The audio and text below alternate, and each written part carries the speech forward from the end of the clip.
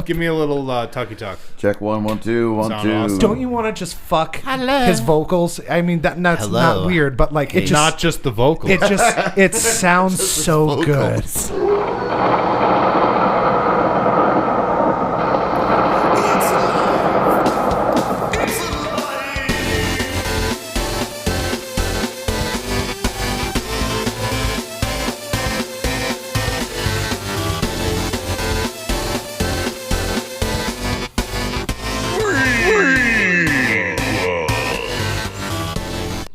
Wonderful freaks, welcome to a brand new episode of FREAKQUELS. I'm EJ Leeson. What's going on? And of course, with me today is my co-host, the handsome, the ever-loving Rory Colorasi. How are you, sir? Well, I was in a terrible car accident on my way over here. I'm all mangled, so I don't know how handsome I must be at this point. But I made it here. He's like a real handsome Montgomery Clift after the accident. Oh, no. Montgomery Clift, if you're listening. Oh, wait, you're dead. And with us, as Way always. to bring the show down. Yeah. The pod Stop keeper. stop carjacking people. I will not stop carjacking people until I get all the cars. Okay. And the podkeeper himself, that Hey, buddy. voice you just heard, he's young, dumb, and covered in crumbs.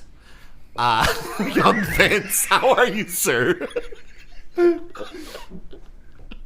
How are you? What's up, baby? I'm good. Okay, good. And also our very special guest, the new metal messiah himself, This guy. Jon effing Snow. How's it going, kids? Jon Snow's back for round 2. This time it's personal. Oh, shit. Shit. Right to Oh, shit. Here right we to go. the elephant in the room. I love it. So, Jon, what's up? What's new since we've seen you last? Anything cool? Not too much. Just been keeping busy with 9 bands, 8 bands, 7 bands, 47 bands. I'm not sure. I lost count. Is it ever too much for you? It's a lot of mental gymnastics. I have to keep a lot of cats and herd them. It's like spinning plates. Yes. Yeah, Did you got to bring keep any them of these cats with you? No, That's all he need cares time about. away from them. Nice. Now, I'm just curious about your rehearsals, really quick. So, because you have all these different bands, but some members are in certain bands and some members aren't.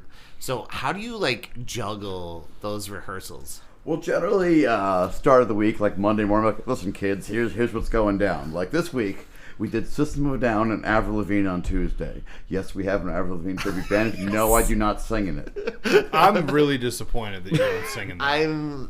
I tried wearing a wig. They wouldn't let me. Well, tonight we did Slipknot. Sunday we're doing Slipknot and System of a Down again.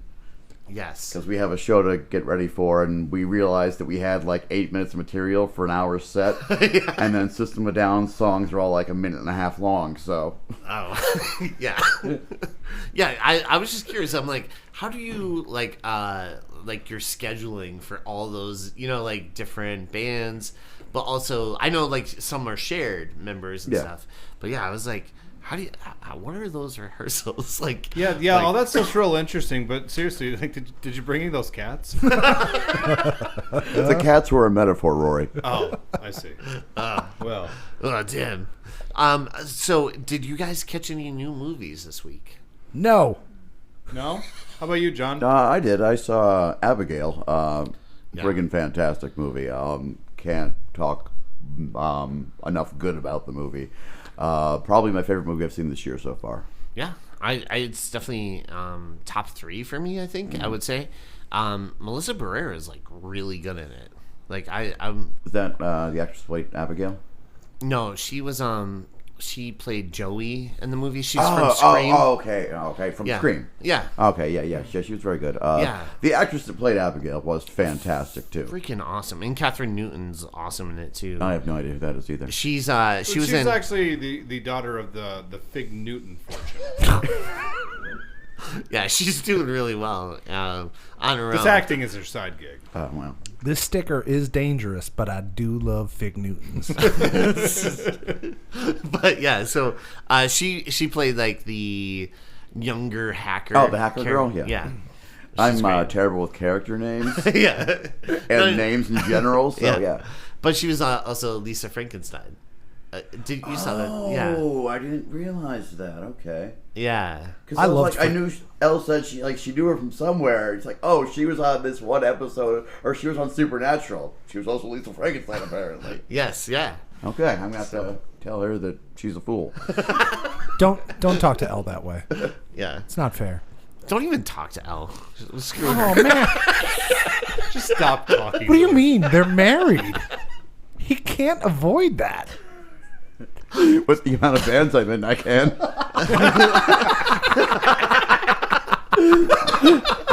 Love you. We can tell how your marriage is doing based on how many bands you're willing to take on. It's all been downhill since I decided to do a Limp Bizkit tribute. That's what's really causing a lot of attention. I just walk around the house being like, yeah! She hates it. She's just kind of like, It's just one of them days. Don't want to go to work. How about you, Vince? Anything new? No. I'll do the elephant in the room. I messed up. I did a thing, and yeah. I just want to get into it. I just want to get it out of the way. Should your lawyer be here for this? I mean, they should be. I signed the DNA on this. So, listeners, here's the NDA, thing. you mean? The NDA. DNA, NDNA. It's all You got good. your DNA everywhere. Don't turn on a black light in here. That's all I'm going to say. It's like a Jackson Pollock.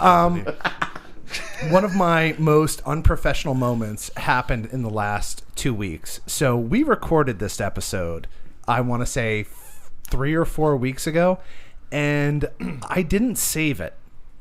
So we're re-recording this. And I feel so bad and feel like I've wasted his time. I've wasted your time. I feel really bad about this. But we're gonna make it awesome. It's all good, I guess. I don't know. About my time. Your time? I don't care about your time. You're stealing all my money. My family is starving. I don't care about what you have to do. We get it, Vince. You have a family. in all seriousness, though, so I went to edit the episode. It was a nightmare. It was literally a nightmare. Hold up. I went to find the episode, and I didn't see it was there. And I kind of put together pretty quickly what likely happened. I didn't get mad about it because your track record has always been consistent and awesome. So I was not mad. I don't think anybody else is mad. It was more just an excuse for us to laugh again, which is what you need. Which is so, fair. Yeah, it's dude, fair. so, but yeah, I just know I felt bad about it, and you are not loved any less. So Or anymore. I found it funny. we're about where we've always been with you, but that's not saying a lot. Oh my god! I found it very funny because Vince actually messaged me personally and said, "Listen, I'm sorry, I lost the episode," and I was like, "Whatever, we can record it again." But I had to fight the urge just to reply, "Fuck you, Vince." Wait. I have to ask, even though this is non-visual medium, what do you have on underneath that? Underneath that? Oh no. Okay, good. I wish you'd have brought it. Now, Thank God he here's the didn't. crazy thing. Oh is that motherfucker! God God damn it! I knew it. I was gonna text him. God damn! I was like, dude, I'll wear it. I was half tempted. All right, so This is my Gary All right. Newman shirt. Yeah, that's what I was like. So here's a twist. The first half twist of our show. Last time we recorded this, God damn. Jon Snow, you might know him from the Limp Bizkit tribute band, was wearing a t-shirt proudly stating, "Fuck you, Vince." So he comes in today. Vince is expecting to see the same shirt. You don't have it on. You know who has it on? This guy. God damn. But seriously, That's if we could all just fantastic. give him a Fuck you, Vince. I'm sorry. that was beautiful. It was beautiful. It was Yeah. You were like John Williams up there. I was like, oh, what That's a conductor. so beautiful. I love that. You thing. just like. Here we go. Yeah, so there's mediums. that, and we're definitely. This is gonna be the only time we mention the fact that I didn't save this episode. So let's. Oh, let's is it? Will it be? I got notes. Will it be? You opened that door. Yeah, I was gonna say I'm sure. Opened it. We came. Okay. Yeah, I'm sure that'll be the only time it's mentioned. Go ahead. So, Yeah. you and I got something to talk about with all our Yes. stupid listeners. Yes, we do. Uh-oh. Yeah, we actually got to go to Creature Feature in Gettysburg. Yeah. We went away together, just the two of us. Just the two of us. We ran away. We held hands the whole time we ran there. You know that song, Raindrops Keep Falling on My Head? We played that the whole time. Oh. Making love. A weekend in New Hampshire. Yeah. In the Hamptons. Hamptons. You But drove, anyway, you drove your Saab up there. We went out with some of our friends. Yes. the Yeah, Creature we went Feature? with our friends and stuff, and there was a big group of us, and it was awesome.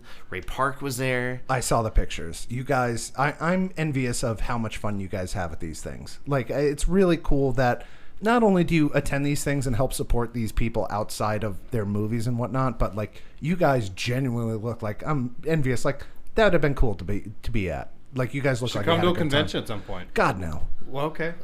Yeah. I actually rode the elevator. He's got a business Wait, to run. Wait, Don't jump into that yet. We'll get there. I was okay, gonna we'll say get he there. already told me, but yeah, go So ahead. here's a fun thing. Ray Park, you might know him as Darth Maul, maybe Toad from Legend. X-Men if that's your thing. Snake Eyes. Absolute Headless legend. Horseman and the Tim Burton Sleepy Hollow. Whatever your cup of tea is, I don't give a fuck. But anyway, we're waiting in line to meet this guy on a Saturday. We're standing in line and his plane's running late. Yes. Right? So he was supposed to start signing at 11. It's about 11:40. It's not his fault. It's not Creature Feature's fault. It's just airplanes are dicks. But we're waiting around. Literally flying dicks with Yeah. wings in the air. I don't know how they do that. EJ had to Can't wrap my head run around back it. up to his Science. room, I guess. Yeah. that- Yeah, because Chris Conforti, he was like, hey, could you grab that lightsaber for the photo op? And I'm like, oh, God, I don't want to have to carry this stupid thing So- through the convention. Wait, So did you EJ think you'd be the only person at that convention with a lightsaber? Yeah. I thought so. So EJ, I set you up. We're waiting in line to meet Ray Park. He's late. I'm passing you the baton. Yes. Tell your story. So I go upstairs, and Robin's like, yeah, can you grab my bag? And I'm like, perfect. I could unscrew the lightsaber, put those two in there. Make it less noticeable? Yeah. That you're 'cause a I don't wanna- nerd? yeah. Yeah, I get it. And so I go upstairs, I go to my room, grab that stuff, then I go into the elevator, and who's in there but Ray Park? And so we're like 5 floors up, so the whole, like, it's just the two of us the whole way down. And it's just, so I go in, and I'm like, oh, hey. He's like, hey, how's it going? I'm Ray. And I'm like, I'm EJ. I'm like, I'm actually on my way down to See you. to see you. I don't know if you could tell by my lightsaber that I'm holding. Yeah. And, well, that's the funny thing. He's like, oh, are you getting that sign? And I said, oh, no, that's my friends. I hate Star Wars. That's not my bag. that's not mine, baby. And, no, it was really cool. So we got to, like, talk a little bit. And he was like, oh, yeah, I slept. He was like, it was, like, the best sleep of my life. But I had to catch a red eye to get here, yada, yada. And he was like, but I slept great. And so we were, like, joking around. And then we get to the bottom of the elevator. His agent is there to, like, meet him and take him to... His handler, or is it like his handler. Yeah, I got you. And so I was able to just, walk on my own. So I was like, all You right, should see have just walked with him like you were part of his crew. I should have. But yeah, I was like, oh yeah, I'll probably get like an X-Men thing signed. Yeah. So and then so I leave. I'm like, see you later, man. He was like, yeah, see you, EJ. Right. So I leave and I walk to the convention where Rory and Becca, Chris and Robin are all in They're all line in to line. meet Ray Park. And Seamus. And so I'm like, yeah, he's actually right behind me. He's on his way. And then Becca was like, oh, what is he wearing? And I'm like, a black shirt, a wedding ring, jeans. But Wonderful that you noticed the wedding ring. Yeah, but Like, I did you- always look. I was gonna No, say, I'm just kidding. did you have something in mind that you No. that you always No, look it's for just when the? I went to shake his hand, I just noticed. It's like a huge, like, black. Oh, he's available. I was gonna say you're just checking to see if Just in case. when you went I to shake always his hand, check. did you like grab him by the hand and bring it to your mouth and kiss him Yeah, gently? just, Like royalty. no, I just put the whole hand in my mouth. suck his ring off his finger. Spit it into his head. So he gets there and he starts signing autographs for people, and I go off to just like meet people from like prom night because I'm not like big into like waiting in long lines and stuff. So Who is? some people I can do love it. it. I think it's the best. Some people can do it, but I I love just, wasting my life. Whoever works at the DMV. Yeah. So Robin actually gets the autograph for me, and you guys, it was like you and Becca were like, oh yeah, definitely get him towed because of X-Men and stuff. Yeah, I was like, I feel like he'd appreciate the X-Men more. Yes. And Wait, time out. I just want to say how much I love the fact that you weren't available, but they know that you would appreciate the Toad autograph over anything else. yes, yeah. Like the specificity of like, no, get him a Toad autograph. He's Yeah. been sucking this hand a long time. I was just salivating, and so spitting. I'm like, ooh, I'm gonna keep that for later. No, but But you're also like, I just talked to him for 10 minutes. I don't need to get his autograph. You can get it for me. So I was just like, all right, here's the stuff, right? And I give it to them, and I'm like going off to meet like the prom night people and stuff. So then, Wait, do you walk up to him and he recognizes you?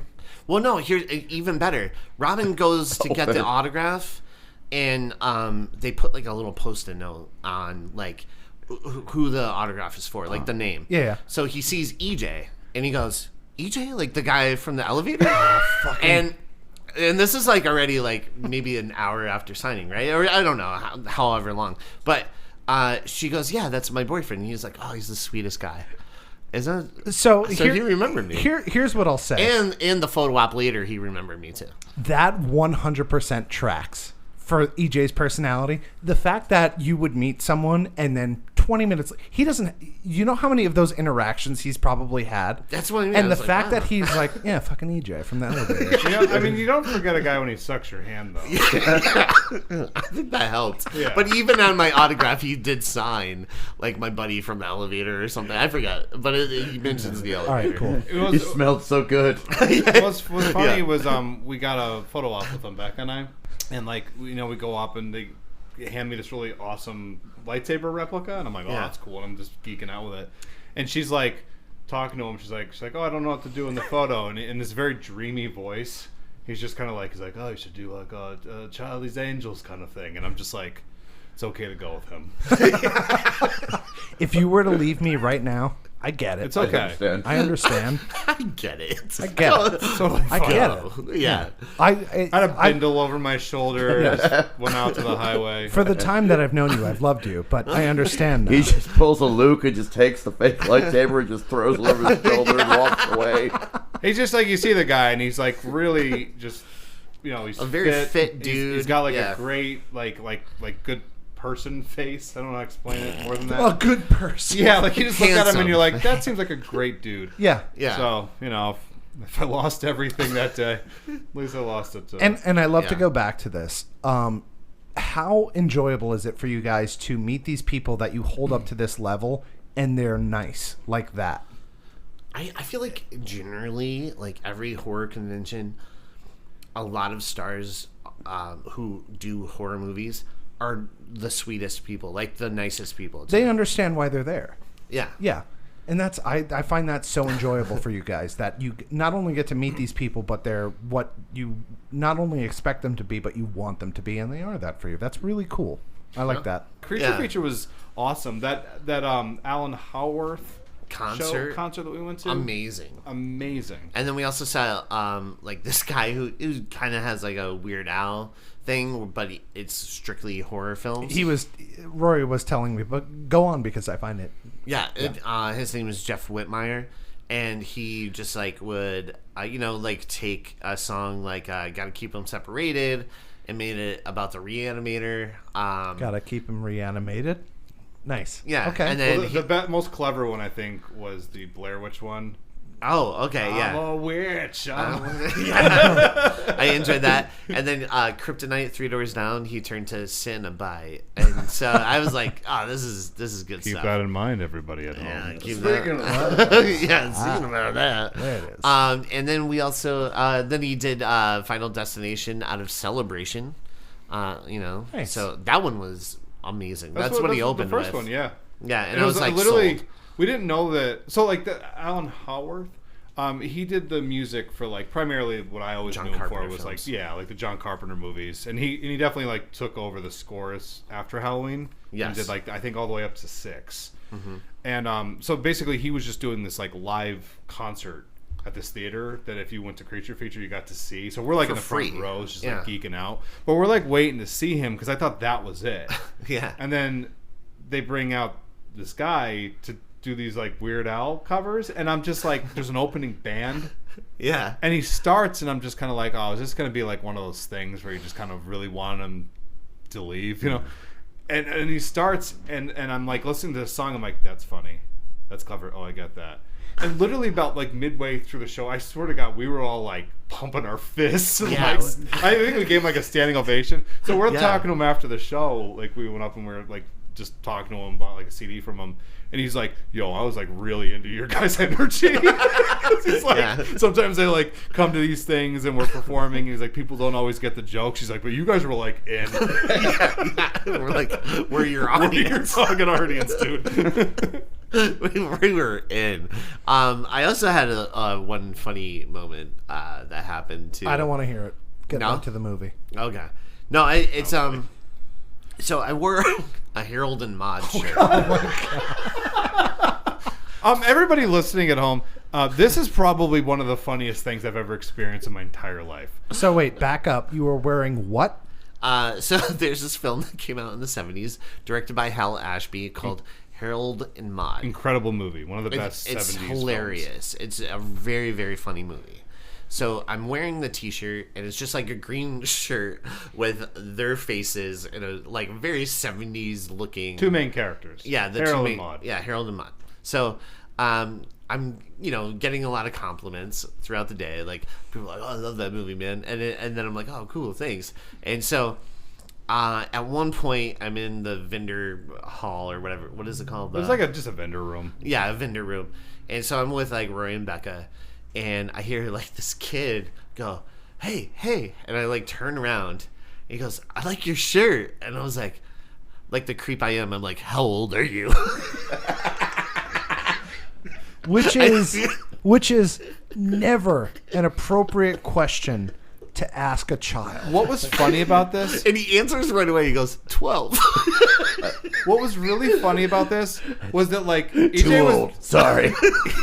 EJ was like being very innocent about the whole thing. Yeah. Because like it's like this little kid comes running up to him. He's like, "Hey," Yeah, like, I love your shirt. and EJ just turns around. He's like, "How old are you?" Literally, it just sounded like this kid was heading towards the worst day of his life. I wanted you to just be like, how old are you? 12? Perfect. Or like, you'll do. But like, this shirt's like a trap. No, but no, me. You know those tweens, they love the obscure 70s movie reference. No, so to me, right, this is how it played out in my mind. But anyone like listening in that on that conversation would just totally be like, "What? Where is this going?" But How old are you? so I turn around and I go, how old are you? Because I'm just so surprised this young kid watched like a 70s, like 1970 movie called Harold and Maude, right? Yeah. So to me, I'm just like, how old are you that you like what you watched that movie? And so when he's like, I'm oh, I'm 86, 12. I got the Benjamin Button disease. So then he's like, oh yeah, and they're playing it on the big screen at the Colonial and stuff, and I'm like, oh cool. And I was just like, You want me to pick you up? so I'm just like, that's awesome, man. Yeah, it's like one of my favorite comedies. So and then I'm like, your shirt's cool too, right? Like because he was wearing. It got worse, yeah. Because he was wearing a mesh tank top. And you were like, all right, I'm into this. It was like a very 90s like neon looking shirt. I don't know. So then he's like, all right, see you later. Wearing the shit out of them pants, too.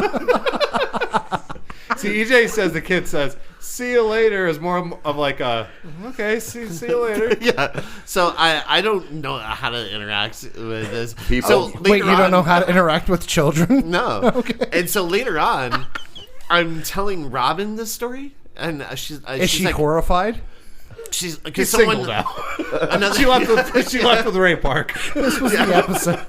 which makes As sense. she should. But I like someone else comments on my shirt. They're like, "Hey, I like your shirt." She's like, "Oh, that's a." Did you ask them how old they were? No, because they were older. So she's like, "Oh, that's another You compliment." can tell they you were got, too right? old. And so old then for I was me. like, "Oh, I got like actually," because she's like, "Oh, that's like your 5th comment," and I'm like, "Actually 6th," because I was in the vendor room and this kid came up to me, and then that's when it sunk in, like my whole conversation with him, and I think Rory too, like Rory and Becca, like. The first time around, it was like, yeah, it was very innocent. The second time, like looking back and like actually saying out loud everything that happened. That you said out loud to a child. See, what was really funny about it was that like I would not let that go for hours. Like we Nor went out should for you. dinner. We like went to that show, and at some point I would just. I don't know, or just start laughing hysterically. Just going, how old are you? How old are you? But yeah, it was when I was telling Robin the second time, and I'm like, and like the creep I am, I asked him like, how old are you? He's like 12. I'm like, 12? Why did I ask him that? What? God. I know where you were coming from, which is why it didn't hit me at once. Right. The very The first time, The yeah. second, I wasn't like, I'm like, oh, that's a weird question, because you were just kind of thinking like, well, that's like what 12-year-old kid is watching Harold and Maude? Exactly. You know, but like it did seem weird. Like it didn't make sense the second time I'm like telling Robin out loud. I'm like, that was an awful conversation I just had. You know, like That's the kind of thing you can't get away from. yeah, oh, that is terrible. But anyway, Anyways, Oh wait, we're doing a movie. no, we're still going. No, speaking of creeps, speaking of creeps, let's get into one movie that we've covered before. second time around, And we referenced a creep a lot that we're like, maybe we should do it the second time anyways. Today we're talking about Hellraiser Bloodlines, the 4th installment in the Hellraiser series. And this is when all good horror movies, they go to space. That's where the franchise always has to go. If you know where like the franchise is cooking, it's like, let's get them into space. Hey, No, you know, when it's not cooking anymore. do you know why? Because in space, no one can hear a franchise scream. Yes, that's true. Just like That was the most I clever am thing not I'm going to going make to a say. reference. I was going to make a terrible reference to Harvey. I won't do it. I'm not going to do it. Yeah, That's low-hanging fruit, EJ. We're Yeah. better than that. yeah. Well, Don't, we're better than that for the next 5 minutes. Yes. yeah, don't whine about that. Yeah, exactly. So, the opening credits, and we get this bomb music. Which I mentioned this in the last episode. First time around. Daniel And Licht, so it begins. Yeah. I'm a big fan of him as a composer. He did a lot of really wonderful music for the show Dexter, which I'm a big fan of. But, Oh, you like that? Oh yeah, Never mentioned it. yeah. I got to meet Michael C. Hall. It's cool. But big fan of Dexter, and I like Daniel Licht's style. But moving on. Yeah. So, we get this awesome music, and the credits are a little long, but that music. I'm pretty sure in my notes I had a lot of movies have really good opening credit scenes. This was not one of them.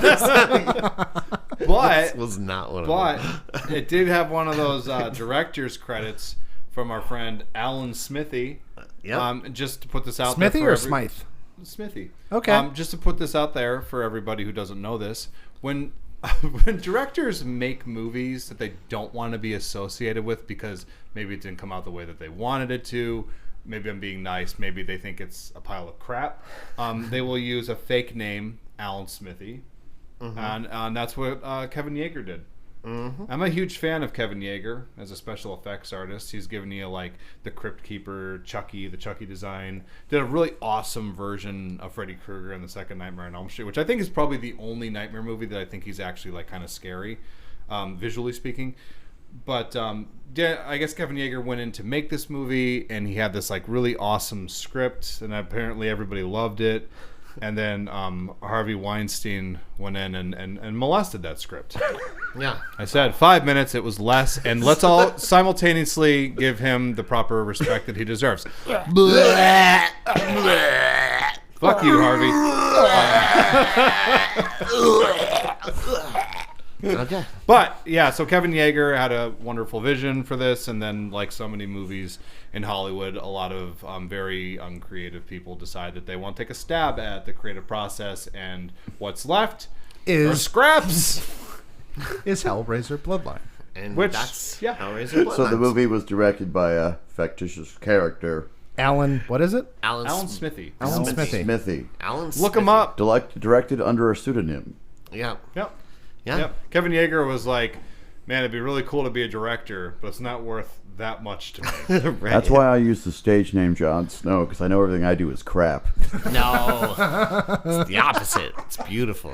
Your name's John Black in real life, isn't it? Yes. Yeah. Have you guys ever seen the Courtney Love interview of, I think it was during, what was the movie she did about Hustler with... The trial of Larry Flint? Or So she did the Larry Flint movie, and interviewer asked her, like, what advice do you have for any young actress that is trying to get into the business?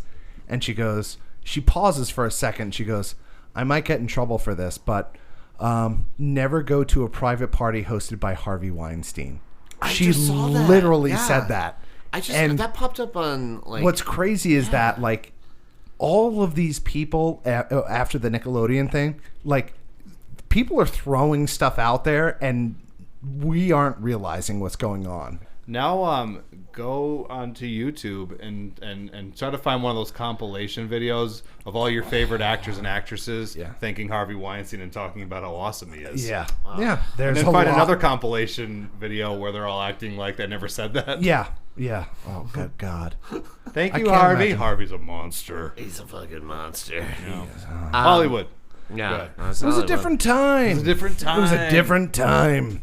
So the movie starts I might cut on that out. Space No, Station leave it in. Minos Because it's true. Fair enough. in 2127. So Dr. Merchant is on the ship and has a room dedicated to a robot which looks like a T-200, not a T-800, as the model we see in the Terminators. But he uses these power gloves to open the Lament configuration. Twice the power. Twice the power. Twice the power. Engineered by Nintendo. Yep. And Hey, just like what I said to you last time we recorded this episode. yeah. Goddamn. Sorry. So, the ship made 2 years prior to Event Horizon looks much better. Go fuck yourself. No. Yeah. No. The ship, not do we- the overall effects, which I still think You this think movie the looks inside better. of the ship looks better than the No, Event I'm talking Horizon? about the outside. No, man, the he's spaceships. talking. He's talking about space flight. So, like, every time you see outside of the ship of other ships approaching or moons or whatever, like, yes, looking back on it this time around, it's cheesy and very 80s-esque. Wonky. Excellent. Perfect word for that. Yeah. Willy Wonky. Willy Wonky. I know you love the movie Event Horizon, so I just wanted to hurt you. It hurts. Yeah, I didn't have to take that swipe, but you know what? Convinced to it. I know. Yeah. But you know what? We should expect it because Yeah. that's our relationship with him. Is that he just wants to cut us down at every chance that he can. So meanwhile, a group of soldiers raid the empty ship and pull Dr. Merchant away into the interrogation room, where we meet Rimmer, who's investigating him, like asking him, like, okay, where's all the crew? He's like, Dr. Merchant says, I sent them away. I just needed a ship for myself to run this, like, experiment. Did he open the box yet? Yeah, he opened the box. This is when he used his T-1000 to and his power gloves, and then the power his robot explodes after opening. So, like, Yeah. I think we may have talked about this, but in the first episode, yeah, go ahead. I thought it was established in the second movie that it's not the hands He who that conjures. call, it's Yeah. desire. Yeah, but they blow that robot up. That's true. Yeah. The robot kind of gets off easy comparatively. Yeah, no change. Just explodes. Yeah, it just what kind of is like. Well, yeah, it's a very Looney Tunes thing because it's like looking down at the box and then it just lifts its eyes and like its head Makes a sound. and its eyes like light up. It's like and then it just blows up. As if it's seen the other three movies, like I knew it was about to occur. It was so. Oh, it's this box? It's like it's very like Looney Tunes It is. because it's like The comedic timing is spot on. yeah. Alan Smithy did a good job. What was the phrase? He who conjures the magic controls the magic, and I think that's what you're trying to say. It doesn't in the second have to movie, be. they have Chenard has Tiffany open the box, and then like the Cenobites come out, but they're not interested in her because they know the game. Basically, it's like somebody else is summoning them. Their desire is what's bringing them out. It's this girl's just kind of like, hey, open this box, kid. And she's like, all right, that's my purpose in the movie. I know how to open up puzzle boxes. And you'll notice that Rory just referenced Hellraiser 2, Hellbound, which is a really good movie. Would you say it's a great movie? It's 1A, 1B as far as the Hellraiser franchise goes. But, regardless of what Vince thinks, because Vince is wrong. Sometimes he is. And I would tell people, I heard one day a podcast about that Hellraiser that you're talking about. I think it was a FREAKQUELS or something like that. So check that one out too. Yeah, it was pretty good. It was very informative. But I agree with you, Jon Snow. Hellraiser 2 is a fantastic movie, despite what young Vince may have said about it. You're both wrong. Moving That's on. why it's personal. Yeah, it's okay. You're like literally like white knuckling it right now. You're just like, I'm keeping the anger down. This motherfucker. I shouldn't have given him a Red Bull before this. Seems very angry. So, young Vince's opinion's wrong. So, Rimmer, the investigator. Rimmer. Sandra Bullock, you order off Wish. Who, she's like, okay, so what's the story? So he's like, okay, I'll tell you the story. Do you have 4 hours? Yeah. Do you have, like, a long About time? 85 minutes. Yes. Because I'll tell you the story, but you have to let me finish my work if I finish, if I tell you the story. And so like all the Cenobites are like approaching at this point, and then they hear him telling the story. They're like, go Go back. He's gonna talk about how cool we are. He hasn't gotten to the good part yet. Yeah, hold on a second. Go back. And so she's like, yeah, okay, you can tell me the story, and I'll agree to it, right? So she lied to him. Right. Yeah. So Dr. Merchant begins to talk about the 1700s with his great ancestor. That's a great way to start the conversation. Listen, I can tell you about this. It starts in 17th century France. Yeah, so it's like 400 years ago. She's like, what's France? What? Wait, yeah, that's probably a funny observation. Wait, what? And where? We're going to go back 400, 500 years ago. That'd be funny if she just like looked at her watch. She's like, how long is this story? Yeah. Is this a sprawling epic? So he begins to talk about his ancestor, Philip Marchand. Marchand. Isn't it Philippe? Philippe. No, it should be Philippe. It should be. But they say Philip. He looks like a Philippe. Yeah. So he built the first box for some rich guy who's into dark magic. Hey, before you get to that guy, I just want to mention this guy's wife. Yeah. So he spends all this time in the 17th century constructing this very ornate elaborate box, right? Intricate. And so she's like, oh, what does it do? And then he's like, I'll show you what it does. And he like opens it and it kind of moves around a little bit. And she's like, oh, I guess it doesn't really do much, does it? And he's just like, yeah, I kind of base it off of you. Well, yeah. She's like, oh, wow, it doesn't really do much. You know, there's a guy named Francois down the street. He actually invented the yo-yo. Did you see that? Because that's actually really cool. I'm very aware of the yo-yo. The yo-yo's keeping me up at night. As far as toys go, your box, not compared to the yo-yo. Yeah. It's not as great as the yo-yo. So he's like, it's better than your box. There it is. There it is. There it is. So Philip and Philip does get mad. He's like, this is my life's work. And I'm like, that's your life's work? Like, that's you. Maybe your wife was right. What if he was like, it's like, no, this thing's awesome. It's my life's work. She's like, but what does it do? And then he just like puts it underneath like a short leg of a chair. It just ever so slightly evens the table. Yeah, she's like, oh, I get it. But the yo-yo's better. Yeah, but still. The yo-yo. So Philip Can you walk the dog? No? No. Cat's cradle. Around do the it. world. She just pulls it out. She's Holy shit! This movie needed like a good yo-yo montage. Yes, and know? it's the wife, and she's like doing all the tricks. She's like, "Can you box do this?" And then around the world. She's just, And he's got his arms crossed, looking real pouty. he's like, "No, but you twisted a couple times." But look at, You know what's funny? And then like you cut back to them actually like in present day. And he's like explaining that. how did she not get this? Really So drove my ancestor. So the yo-yo's really cool. It drove my ancestor into madness. Yeah, he went fucking crazy after that. But Philip rushes out to drop the box off. He says one of my favorite lines in any of the movies that we've ever done is she's kind of like oh, that's nice, and stay with me, and he says the line of like, no, I'm gonna take my work to someone that might appreciate it. Right. Like he's just so fed up with her shit. Yeah. And like she doesn't understand too that like someone requested this of me.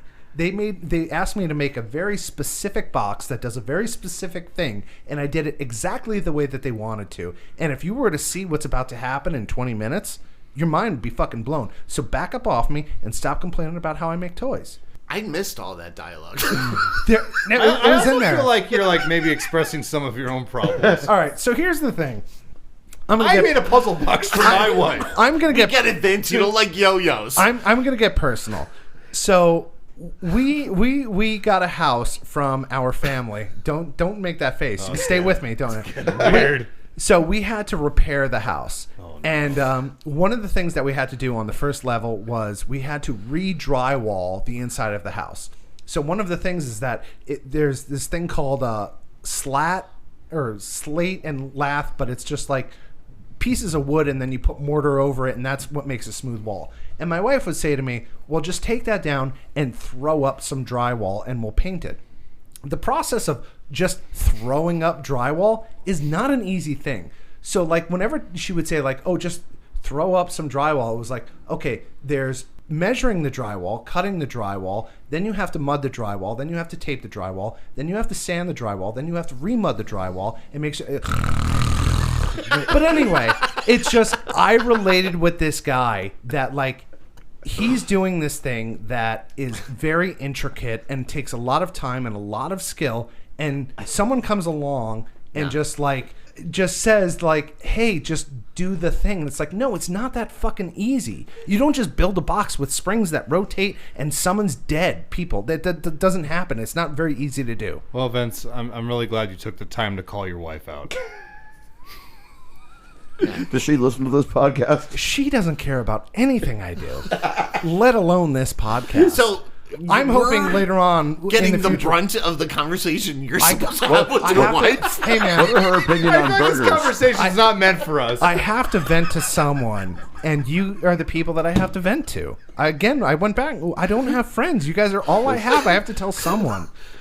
But it's just that's my thing. I'm not She's trying like, to get I don't emotional. even like hamburgers. I don't even. Yeah, that's fair enough. Hey, everybody out there, we're actually doing like a spin-off of Freakquels. It's Freakquels Marriage Counseling. Yeah, Freakquels. Our first guest. Our first guest, Young our, Vince. our first and last episode. So moving on from that. so Philip Rush. I don't feel better either. That's the best part. I thought it was going to change me. No, it and didn't. It didn't even Made me sadder somehow. Yeah.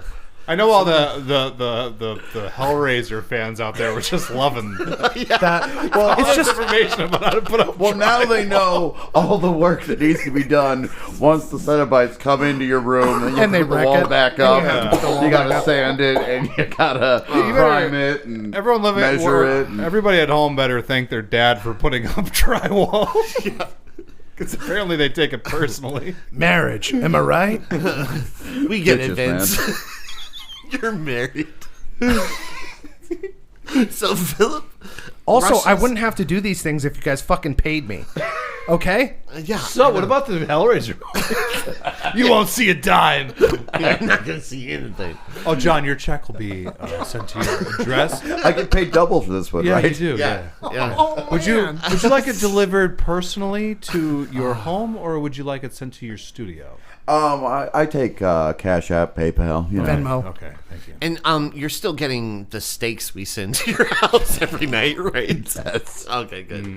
Okay, good. They're very delectable cuts of meat. Yeah. Some of the finer choices, but go on. How's your family, Vince? Starving, are Starving. they? Fucking starving. I don't know how many. Hey, after this, I want to take you out to the greatest steakhouse. Yes, sounds good. Well, let's What do move you? on. Hey, what are you guys gonna have? Shrimp? I get that reference. I get that reference. So, No one else will. Or should they? so Philip rushes to drop off the box to the rich guy, and Onto the set of Barry Lyndon. yes, and yeah, very much so. And Jacques brings a lady out over to the mansion for the rich guy, and she's starting to freak out because she's We gotta blown- talk about Jacques. I was gonna say because we Yeah. did this in the last episode. We might as well do it in this one. Wait, did we do this before?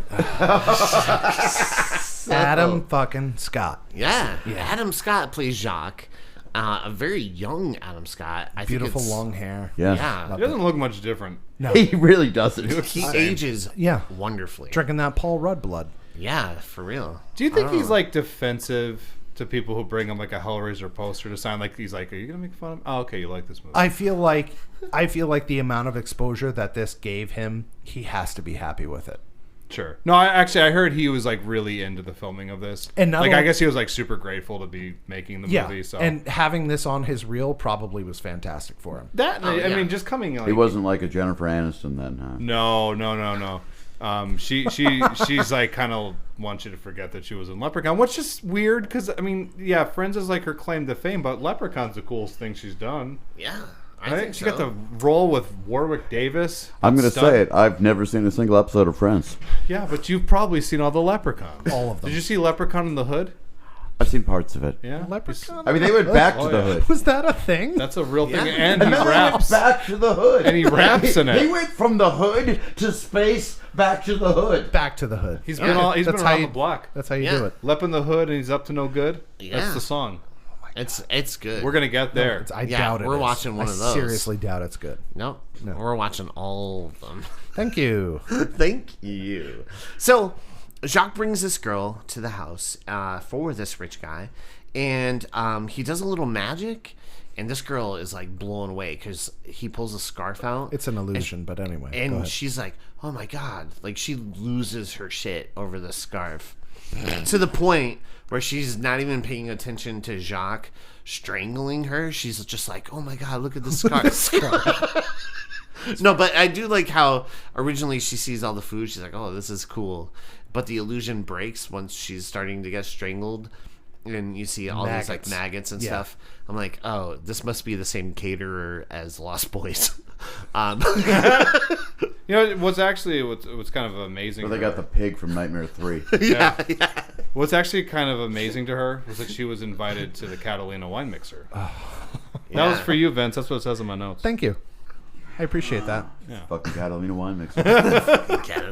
For the record, one of the greatest sequences in all of film history. Yeah. Just everyone saying that. Everyone's saying it. Yeah. Everyone coming around to Will Ferrell singing. Yeah. You know, Yeah. They all put their differences to the side. He wins Yeah. them over. I actually appreciate the Horatio Sands part too, where he's just doing Billy Joel but from the 80s run. Uptown Girl. Yeah. Yeah. On. That's it. That's it. Play Piano Man. No. So Philip arrives giving the box to Wait, time out. Jacques. Have you ever been on stage and someone has asked you play this song and you're like, get the fuck out of here? Well, you get Freebird a lot. Well, yeah. People just yell Slayer. And just so you know, I'm sorry. No, it's fine. I've actually had things where people would offer me money to play a certain song. Really? Interesting. We were offered $100 to play Another Brick in the Wall by Korn at a show. Unfortunately, half the band didn't know it. But you kept the money Yeah. No, we didn't take the money 'cause we didn't know the song. That would be dishonest. I would never steal from my audience or talk bad about them. Oh, we steal from Vince, and he's like our. And I talk shit to our audience. Wait, what? What? Huh? Oh, nothing, man. Hey, what's going on in the plot? Yeah. So Philip arrives, giving the box to Jacques and the rich guy, and Who is terrifying, by the way? oh yeah, The wig, the powdered face. Yeah, He it's looks all too creepy much. as hell. Yeah. So then Jacques and this guy, they start to mutilate that lady, cutting her up. While this is going on, Philip is just outside watching the whole thing go down. So Jacques and Just creeping yeah. through a window. There's never even really a reason given to why he would stick around and look in the he's window. just like, He's just got nothing better to do, Or He doesn't want to go back home to his wife. and throw up some fucking drywall. you know what else is really Yeah. weird is that like he stays around to watch what's going on, and for some reason he's privy to the audio in the room. yes. He hears it as if he was in the room with them. The magic of cinema. He has. I I source. would like Not to point present in out, this if movie. you actually watch the scene where he's looking in the window, they don't shoot him from the waist down. Yeah. He's just like,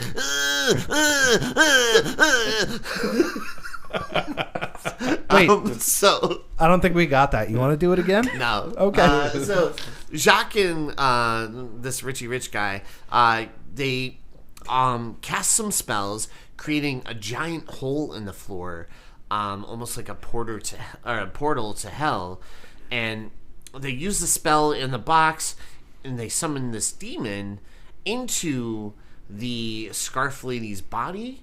And this guy, he looks at her, he's like, you know what? I'm gonna call you Angelique. And she's just like, Okay. okay. And so then the next day, Philip tries to tell his friend, I guess, like his Doc Brown friends, Whose relationship unclear. unclear. It was like eating a sandwich while he's like opening up a corpse. doing a full-on autopsy. Yeah.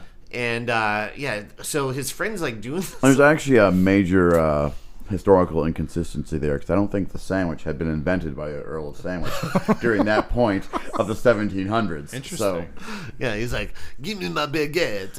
I'm going to eat while I open the body up. that's Italian.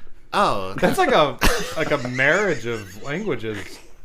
It's like It started French, and then it's went like how John super makes the Italian. cheese sauce. Just throws a bunch Throw of cheese. Bunch of shit in there. Yeah. Yeah. Little Monterey. That's little Cooper. that's what they do. And so no, but this guy, he's doing a full on. Wait, do you want another shot at it? You want to try it again or no? No. You're good. Yeah. And his buddy is doing this. Keep it in. Yeah, just keep that. Keep it in. It's all right. That's so, no.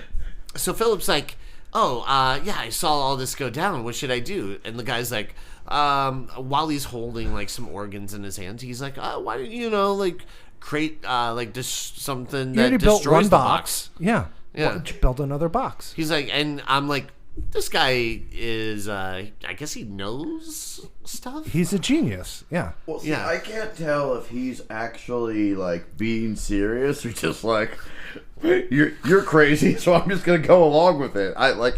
We got a magic box. We'll make another, another one, one. yeah. I don't care. Yeah, just make another one that you Does the put opposite. Now on the back to opposite. this. Does the Spleen. other thing. Yeah, I got a job to do. Could you get out of here with your weird shit? please leave. Can you not see I'm in the middle of something? I'm doing an autopsy on my wife. Could you maybe give me a minute? This is my life's work. Can you please leave? Hey, by the way, did you see this? The guy down the street made this cool thing called a yo-yo. I've got to leave. I gotta go. I'm out of here. So Philip is like, okay, I'll try to design something to destroy this puzzle box. And at the mansion, Philip finds that guy, the rich guy, dead, right? And as Angelique and Jacques, they're kind of getting it on, like both Dead in annoying a him. chair. Yes. No, I don't think Adam Scott is the kind of actor that should be in sex scenes. Oh, I do. I think he I'm should- sorry. Wait. Go ahead. No, he should be in all of them. Yeah, I guess. But I guarantee you, he probably hopes you've never seen that scene. He should be in all of them. It should be in all sex scenes.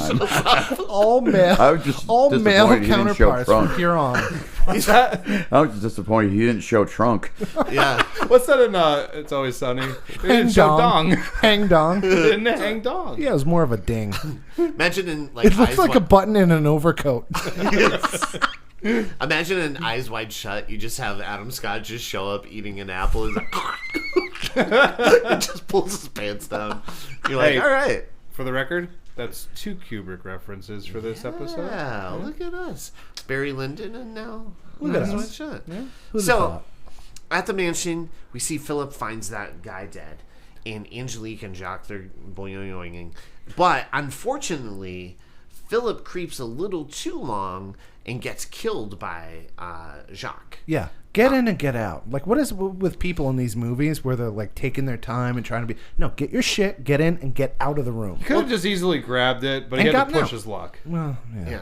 You know? At this point, I'm just like, this scene confirms that he's just like a peeping Tom. Yes, at this 100%. point. He just wants to see what's going on. Philip's just like, Once again, waist up. Waist up. What if like that he saw them having sex and then she slowly introduces into their sex the yo-yo. Yeah. He's just like, okay, I'm done. I'm ready to leave. Oh man, That got me out of the mood. I'm out. Which, if you think about it, all, Ties him up with yo-yos. if you can make any yo-yo trick sound sexual. Walking the dog. You want to walk the dog? How about you give me an around the world? Oh, that sounds That sounds like Cat's cradle? oh my god. Jesus. Sorry, guys. Wow. Vince, keep Not going. really. Hey, it's getting hot in here. How many yo-yo references I do will. you have? It's getting hot, and here's my sentiment to you. Thank you. Fuck you, Vince. Fuck you, Vince. So, Philip dies, but luckily his pregnant wife lives on, which they worked in later on. So That's when she like looks at the camera and she's like, "I must become bloodlines." yeah. And then she That's just, where the title comes from. she jumps in the air and it pauses. Freeze frame. Hellraiser bloodlines. Stage freeze. Coming this fall. So I really don't get why or how it is she gets to the mansion to find her dying husband. Yeah, he'd been missing for like all of 45 minutes. Yeah, why did she think to look for him there? Or better yet, why did he go back? He made the box. Does he need the box to make the other box? Get the money and go home. Yeah. Yeah, why do you need the other box? You're right. None of this makes sense. Nothing this character has peeping- done up to this point has made any sense. yeah, he's just a peeping Tom. Yeah. That's what I'm saying. Like this scene, I was like, why? What is he doing there? And I'm like, oh, he's just watching them a have voyeur. sex again. Yeah. Oh, okay. All right. And he only saw side boob. So, I mean, Yeah. that's disappointing. Yeah. That's why he's hanging out longer. So back at the station, we see that Dr. Merchant is now telling Rimmer about his ancestor from the 1990s. As she slowly looks to her watch. She's like, how long is this? Because Friends is on at 9. All the Cenobites are like wanting to come crash into the door, and Pinhead's just like, no, give him a minute. Just keep. I think there's only like one more section we got to get through before we're like in We're our in it. time. Yeah. Yeah. Well, we're coming. Hey, So- wouldn't it be cool if like when he says, and then Pinhead showed up in the space station, we just came through the door? Yeah, he's like, yeah, That's our entrance. that's us, guys. Yeah, Let's so we go. gotta just be cool. Patience. Patience. When they open it, we'll come.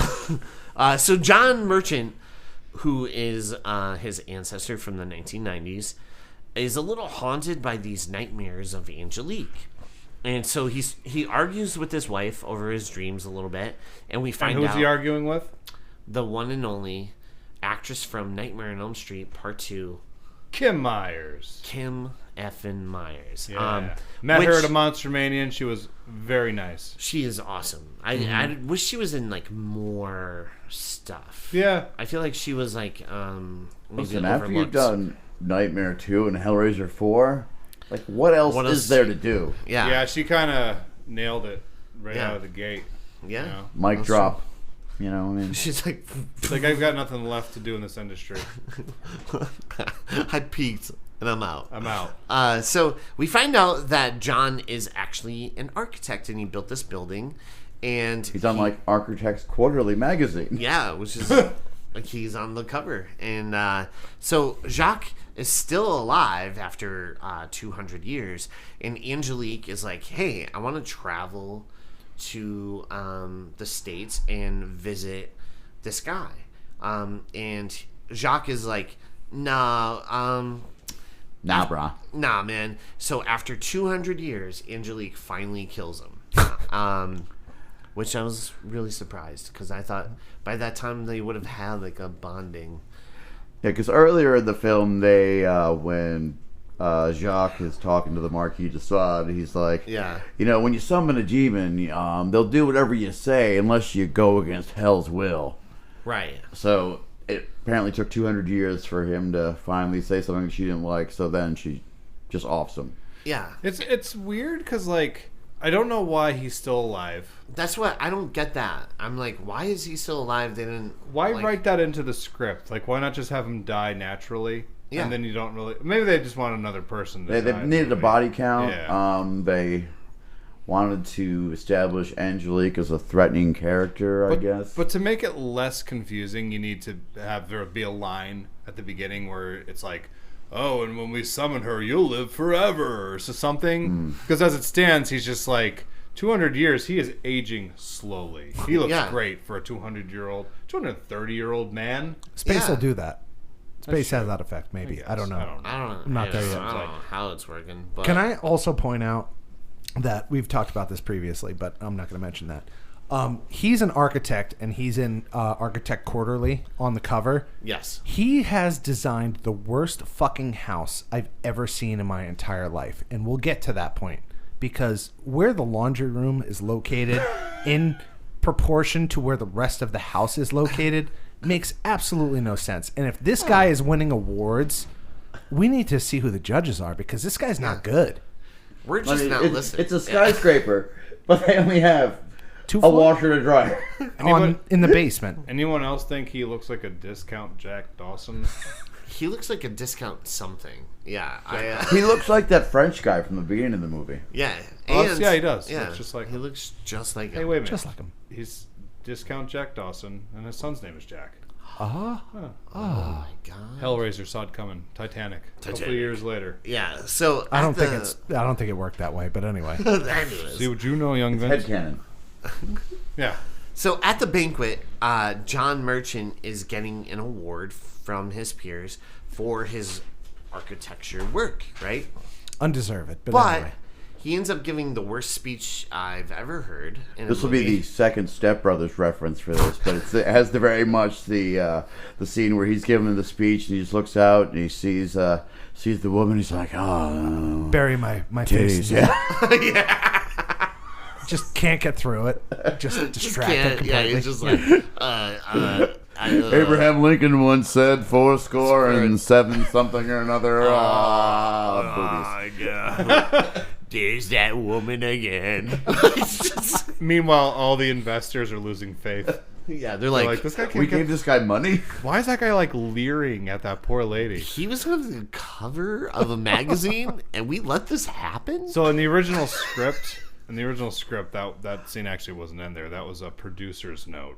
It's Oh. like, he'll be likable if we just have him, like, leering at some woman across the room. Like we do. Right. Yeah. Much like And everyone's like like, Philip. well, I don't know if that's going to make him likable. And they're like, I'm fine. People love me. What are you talking about? Yeah. We think...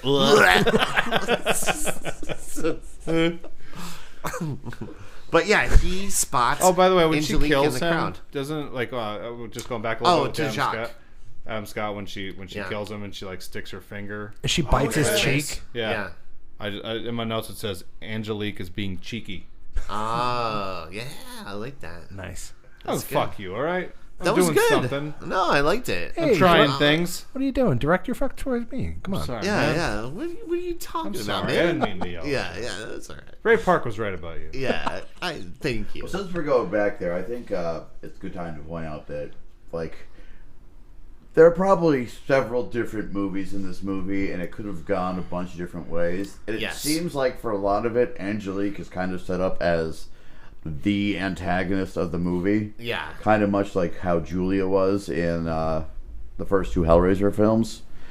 And then kind of Pinhead's just kind of added late in the game to be part of the franchise. So, but I think, like, as a character herself, Angelique does come across as threatening, especially with the scene with Jacques when she, stabs him in the stomach and finger fucks his face. Yeah.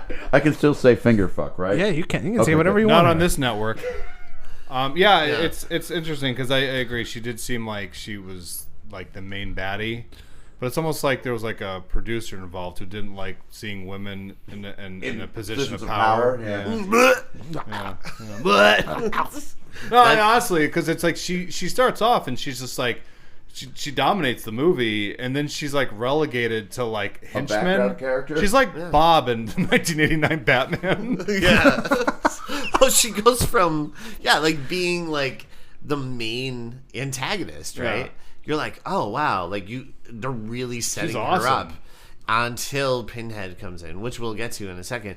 But like, then once Pinhead enters, it's just like, oh, I'm also here, guys. Like, hey, I'm over here. I just went to the bathroom for one scene. Are you kidding me? Am I Angelique, we gave all your good lines to You Pinhead. completely changed my character. What out? happened? Like, I left for a day. Like, it just what happened? I was sick. I walked over to the catering table. I went to and craft came back. services, Yeah. and I came back. I grabbed a croissant, shit, and I came back here. And now you do 9.5 hours of makeup every morning. I don't understand this. How? Wait, I was important. And they're like, no. No, not anymore. The important word is was. Was Was important. So Angelique then lures this guy into the basement, asking him to close his eyes, and she punches a hole, Which into I the wall. 100% get. Which, Yeah. like, he's offered, hey, come down to the basement with me. Right. Who says yes to that? The basement of this skyscraper. The basement Yeah. of this skyscraper, which makes no sense. The layout. He's like, I have an apartment. We can go back. We can go there, but no. Let's go to the basement. Let's go to that dirty basement. Oh yeah. Oh, by the way, and commenting on your thing about her punching through the like the Clark wall. Kenting through the Right. pillar to get the box. Vince, you didn't see the last film. So You're correct. At the end of Not Hellraiser yet, 3, he hasn't. he has not yet seen it. Next. The box was like basically put into cement, right? And then at the very end of the movie, I believe there's like a transition where they show like some time goes by and you see like this building, and I guess they're trying to tie it in to the third film so that there was some type of continuity. If it was ignored, nobody would have cared. But just so that you know, there is an actual reason why she punches through a pillar and pulls out a puzzle box. No, all of that made sense to me without any reference to prior. No context. No, No I didn't need it. context? No, No. not at all. You never do. No, you lure. just- That's yeah. what you do. You lure a guy down into the basement with sexual favors, and then you punch a hole through the wall and get a time box. And out that of guy is Right. just fine with everything. Yeah. it. Can I Well, open she my was like, eyes yet? Hey, no. want to go to the basement with me and I'll punch a hole into a wall? And he's like, oh, yeah. Yeah. I'll be right there. Do I need a shirt for this? No. Okay, I'll be there. Look at my pants. No, keep them on. Yeah, keep Please. your pants on. I'm so into this. Just no shirt. We love no shirts around here. So, she gives this guy the box and he's playing with it, and like I said, he's shirtless, just sitting on the basement floor.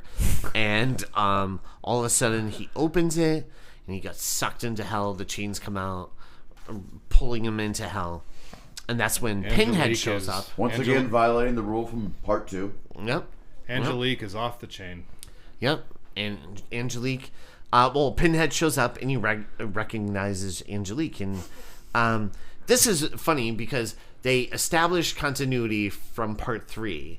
And then this very next scene, like they do Blow up away the with entire it. franchise. They Yeah. completely forget about it. Yeah. And then he's like, hello, princess. Haven't seen you in a bit. And Angelique. yeah, you were much prettier. And he knows everything about her. I'm like, huh? I have Like, a theory. Yeah. So in Because they weren't in the box at the same time. But There is a break room. Wait, do they? Oh, right. For the Cenobites, there's actually like a break room. They stand around the water cooler. Right. He's like, I ripped this guy's skin off today. Is there? She's like, yeah. I once turned human, and this thing knocked me over, and I threw a couple blades at it, Yeah. but as much as anyone could do. but it killed up me and my Cenobite friends from the first one. I came back. They didn't. I don't know why. Yeah, I lucked out. Yeah. Do you I do you guess I have was him? marketable. Do you have him in front of the vending machine? Yeah. Okay. He's like trying to like get like a bag of chips. Is and it get stuck? a bag of? Yeah. God damn it! I can He's control trying to evil, but I summon can't even chains, get. but they can't break through the There's like glass. a chain goes underneath the thing. He's the like, slot. and it's almost there. It's like almost. Oh, now the chain's stuck. Can't get Fritos. Ah. So then he selects the item above it to hopefully break free the chain. Yeah. Oh, anybody got a yo-yo? Stick under there. Do you have change for He grabs a pigeon and he puts it in. Pigeon Hopefully takes it down and flies away with them. Yeah. Yes, it's oh. And some guy's all ripped up. He's just like, you think that's hell? You think that's so? So Well, continuity-wise, yes, according to the lore in Hellraiser Part 2, Pinhead is a soldier from World War I named Elliot Spencer. right. Angelique was pulled out of hell in the 1700s in France. Yes. And has been on Earth ever since. So in theory, they would have never met. Exactly. But they have history. But they have a history. So we saw some hack actors play. He was playing like a tooth fairy. Oh shit! It was you. But I remember. So we were talking about. Sorry. So we were talking about A very this movie. subtle dig. Just randomly. I know, very subtle. I was just trying to hurt him. We were talking about this, and I was trying to find some sort of like Loophole. crappy loophole to try to justify this crappy decision. And but- you know what? I was on board with your theory at first. Yeah. I've come back around to not agreeing with you I again know. now. You know, to me, I'm like, oh, he's buying it. Just keep rolling. I don't buy it. But it's just the idea that maybe there's like, she is embodied by a pre-existing evil.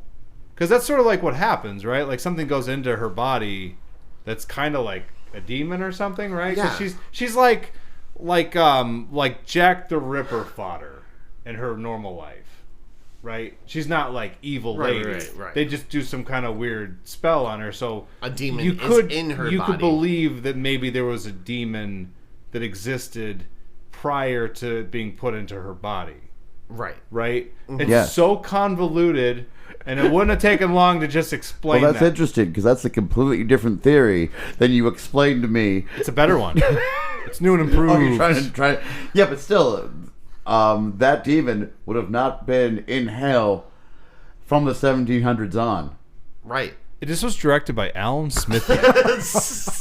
Well, it's just really funny. Like I said, again, Alan Smithy he didn't do anything. He doesn't exist. He can't hurt us. No, it's Smithy just ain't the real. idea of Alan Smithy. it's like, hey, remember this from Hellraiser 3? We got continuity, and it's like, boom, punches the hole, grabs it. Awesome, that's so cool. They just referenced that, and then And all of we're a sudden, good. it's like, hey, remember me from hell? Oh yeah, baby, I remember you. You looked much prettier before. They did a better job with the continuity between 3 and 4 than they did within their own movie. Stunning. Yes. Yes. Stunning. Yeah. So Angelique and Pinhead are getting acquainted, and she and they're learning about the building, and it houses like a larger design. And how shitty it is. And yeah, how shitty the design of the building is. This Whoever was the downtown architect- skyscraper that has like 4 residents. Yeah. Yeah. And a laundry room in the fucking basement. And I guess he works there too. Like I guess I don't know. It's like Harold working in that general this store. is basically like Yeah. the Crystal Lake grocery store. Yeah. Except, they like live there and then they work there. It's the kind of place where they say like you shouldn't They take have a work banquet home room. with you. Like it's hell in its own way because you could just never leave. I Yeah. guess. So he was sort of like working Yes. from home before it was cool. Right? Yeah. Before like, the Because pandemic. there's only one establishing shot in this entire timeline. yes, And it's the that building, which is a skyscraper. and yeah, so not only does he work there and go to banquets there, but he cheats also on his wife lives there and cheats on his wife and does laundry in the basement. But also the basement has the other stuff going on, like a whole display of a giant-sized architecture of like the box itself. Yeah. It's an interesting layout. Not to mention that he has security for it too, Yes. right? Right. Yeah. Yeah, and there's security guards that I don't know who they're talking to. Wait Right. a minute. Would it have saved this movie if you have that building? No. And it's like Oh. the puzzle box design, right? But you go down the block a little bit, and there's a building that's designed like a giant yo-yo. And everyone thinks it's cooler. So much. Oh, that's so much cooler. It's a merchant It's curse. like a building that just like rocks back and forth from a string. Our family's been haunted by this. Yeah. Can't take it anymore. So the next Wait day, till we get to yo-yos in space. yeah. Yo-yos and So the next day, Angelique. Sequel to Skin Vampires. yo-yos in space. Let's do it. I Let's make think it. that movie so bad. I would want to see it too. So the next day, Angelique shows up to John Merchant's office, and John is like, I've seen you before. "I've seen you I before." know you. Like yesterday. And she's like, "Here, let me touch your face." And he's like, "Oh, I remember everything." And he's like, "Yeah, you haunt my dreams." And he's like, "Yo, you want to see something I'm working on?" He's like, "I never showed anyone this before." Well, yeah, that's the thing. Cause he's like, I've never shown it to anybody. She's like, will you show it to me? I guess. Yeah, sure. So then he's to like, be fair, it's "Hey, like, look at well, this." no one's ever asked. So yeah, please. He hints to his wife. He's like, oh, I could show somebody this for the first time. She's like, I'm good. "Yeah, okay." It probably doesn't do anything. Yes. It's just another problem within the bloodline. They keep just getting these wives that are disinterested in their work. The bloodline is generational trauma. Keep marrying people. She's like, you ever hear of Lego? And she's like all about Lego. So that night, John dreams of Angelique, and it's like a weird sex dream where they're like This time we see boob. yeah. So Angelique and John are kind of like Excellent reference. boing in the dream, and then John gets a call. He wakes up from like the dream, and he gets a call, and it's Angelique. She's like, "Hey, you like what you see?" And How'd you get my number? yeah. He's like, "Oh, hey, yeah, I'll meet you later." And the wife was like, "Who is that?" He's like, "Oh, just investors. They don't know what time And it I- is." You're obviously having an affair. Yeah, like she literally is like the wife turns over and she's just like has this look of concern on her face. I almost feel like the truth would have worked better for him than making up whatever story. Is like, this crazy chick that was at the speech that I gave. She's here. I don't know. She's like a demon from hell. Yeah, it's a whole thing. I don't want to go into it with you. I don't like her. But anyway, come on. I want I to go think back to she's bed. in this building too. Yeah. She She might be staying here. She I could don't be in know. the basement. She could be in the garage. I don't know who the fuck designed this thing, but Yeah. yeah, He might be a she's somewhere. boogeyman under the bed. Yeah. Well, who knows? So then we see where. What do you think about three ways? What are your thoughts on three ways? She's from France. I hear they invented the menage a trois. So Pinhead in the next scene is giving a monologue to a pigeon. And then Hey, for the record, that pigeon, awesome Oh acting. goddamn! excellent acting. Just putting this out there, a lot of the movies that we've watched on Freakquels, not We've seen a lot pigeons. of We've seen pigeon pigeons before, representation. yeah. Not a lot, though. No, Not nearly enough. no, you like it's good. Yeah. Yeah. I think this movie deserves some props. Little known fact, actually, Yeah. that pigeon plays one of the doves in the John Woo movies. Really. Oh, You know, it's kind of got that attitude like I've been in better. yeah. Yeah, that's It why it does. flies out of the sun. Well, it had to get its start somewhere. It's kind of like Jennifer Aniston. It's Yeah. like Adam Scott. You know? Yeah. Yeah. This movie Yeah. gets 3 out of 5 coups. I did notice the pigeon later on in different movies got a beak job, and so it looked. You might not Well recognize. played. Well played. And that's how far we can take it. Yes. Pump the brakes. So 2 security guards, twins. Which, I've mentioned this before, but took me a minute to realize that they're twins. Yeah. I was like, Also do they kind look... of having a bit of a progressive Yeah, conversation. they're super progressive. Like, yeah. Yes. Oh yeah, because they're talking about the possibility of being with a trans person. You know? Right. And then they're like, oh, would you do it? And he's like, yeah, I'll do it. And I'm like, that's very progressive. For like Good for these guys. for the mid '90s, you know. Yeah, exactly. Seems like that's not the decade to put that in there, but they play it off very much like, yeah, whatever. Yeah, and they're instantly like, you're like, I like these guys, you know? Yeah, They're cool. I'm sure nothing bad will happen to them. I mean, it was implied like, hey, might take a beer, but you know, whatever. Right. So, we see that the 2 security guards, they come across this door that just opens, and they're like, hey, that's not on here. And then they start hearing these weird noises and stuff. And Angelique and Pinhead, meanwhile, are having like a flirt off. Oh, there's some tension there. Yeah, they're like, hey, you really You know, like this seduction's architecture bad, guy. but you know, suffering that's good. You should try suffering more often. Yeah, he's So like, do you like hell? so he's like playing with one of his pens. So Do we know each other in this scene? I can't tell. yeah. I just picture him like holding one of his pens, so, Twisting it like a curl. yeah. Hey, Butterball, could you give Angelique this note? Do you like me? Yes, you like no, me? Yes. maybe. No, maybe. Hell no. Yes, no, go to hell. She circles go to hell. He's like, she's the one. This is her.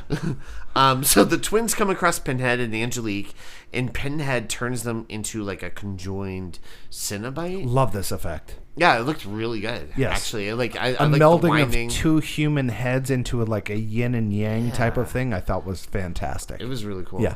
It was awesome. Wasn't expecting it, and I enjoyed it. So back at John Merchant's, which I think is the next day, his wife is doing laundry and leaves. Where is she doing laundry? Let's get to the bottom of this. So she Literally yells to her the bottom son, of this. "I'll be She has right." to walk down like 9 flights of stairs. They don't have an elevator yet. Yeah. yes. So, man, this is crazy. Not only that, but she's in the basement, several levels down, and when the son screams, she can hear it. How is that possible? Yeah.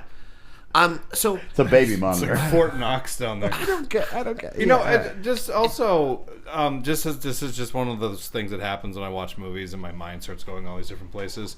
But I imagine, like, for poor Kim Myers, everybody else in that film has something going on where it's like you have like all the interesting stuff with Pinhead and Angelique. Even with the Yeah. kid. You know, yeah. And then for her, it's she walks down some steps holding a laundry basket. Doing laundry. Well, really, that's the critical point of her character arc, isn't it? Yeah, she does. Well, that's actually the development of her character. She takes laundry downstairs, successfully completes laundry. That's her character. Because, you know, they implied, I think, in her initial scene that she was having issues doing the laundry. You remember he like her husband was like talking to her about it. He's like, "You do laundry better than anyone." She's like, "I just don't think I can do it." yeah, I like to think that she talked to the director. She's like, "What's my motivation in the scene?" And like, the dirty director's clothes? like, "Urgency. And you are a mom, and you have to go to the basement to do the clothes. And your husband is in this building. The And shitty he is design built. And he designed this whole creepy stairway down. Knowing think about that you would have to walk down the stairs. Here's your motivation. We're gonna make this deeper than it You're a needs to be. woman. This is a note from the producer. So this is what it is. Your husband is having an affair. So you're washing the sheets, washing the sin clean. Ooh, see, that's a good note. So, anyways, we see that she's going downstairs to this laundry room, and then she hears a scream from upstairs. She runs back to the apartment, and somehow she's like upstairs in the apartment now. She's both places at both times. She's Jesus. She could be everywhere all at once. I don't know what's happening, but somehow she's upstairs and Pinhead and the son are downstairs. She's upstairs and her downstairs. Yeah. What is the layout of this building? She goes from the basement to the 3rd floor so she can go down to the 2nd floor. Exactly. Which You know, like that map of like in the mall when it would say like you are here. Yeah. Well, it's like Spencer's is like here. instead of it just being like an X on the map, it's just someone shrugging. It's like, No, it's a question mark. Yeah. You are here? where the fuck am I? You are here. You are here? Maybe. Maybe. Hey, but for the record, Pinhead in the living room.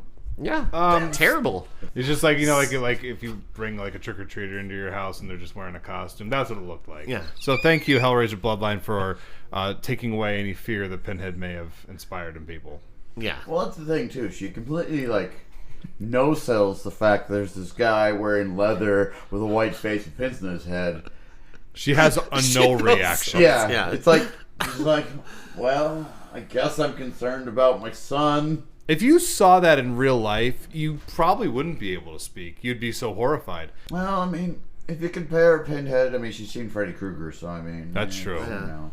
That's true. But I like how he's like, I love your love seat. I like the layout. This rug ties the room together. You have a real feng shui in here. Thank you, This Pinhead. living room is to die Thank you. for. Can you let my son go? Yeah. Who did this? IKEA? Who's your interior designer? It surely isn't your husband. Hey, I need some dating advice. I've got this girl in the box. She's kind of like someone I kind of met but kind of don't It's know. not me. I have a friend, and he likes this girl. It's not me, though. She's kind of like a demon princess. Yeah. But she's like in flesh form now. Well, And Pinhead, maybe you should buy her some flowers. do you think she would like that? They're like having tea. At first, it's just like a hard cut to him just like sitting across Yeah. from him at a table. He's just sipping it. He's like, Would you like more cocoa, Mr. Head? Mr. Head. The fact he just called him Mr. Head might be the greatest thing ever. Head. Mr. Head. Please, call me Pin. No, please. My friends call me Pin. My father was Mr. Head. Please call me Pin.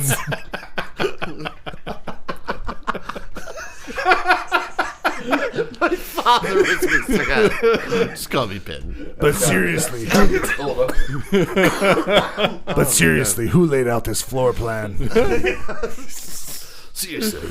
But she agrees to go with him, and he has Jack, and so she agrees to go. So John returns home to find a knife in the wall, Bleeding for some reason. for some reason. And he's just Where like, is he returning from?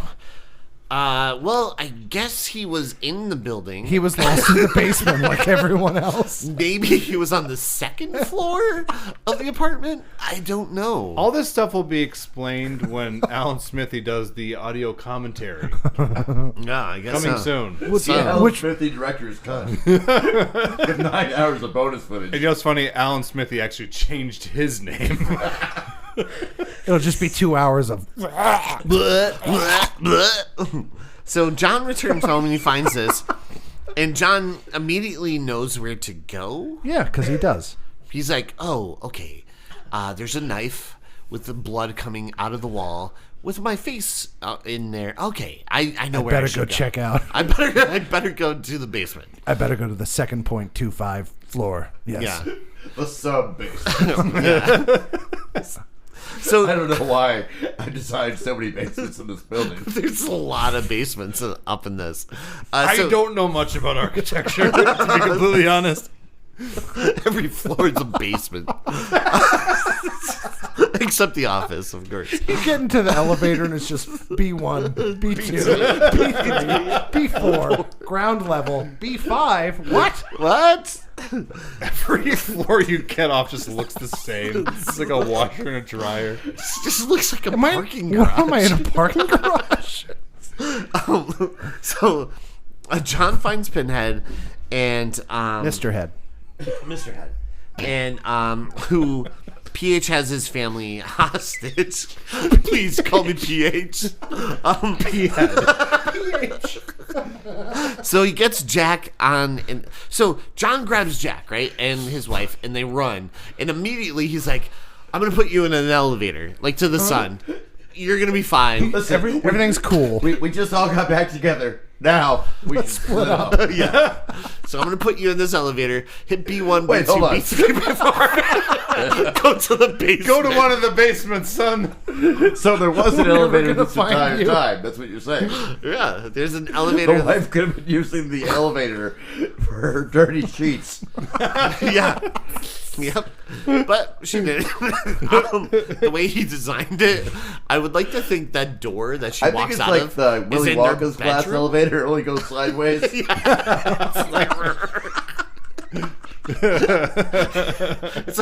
It's like a horseshoe.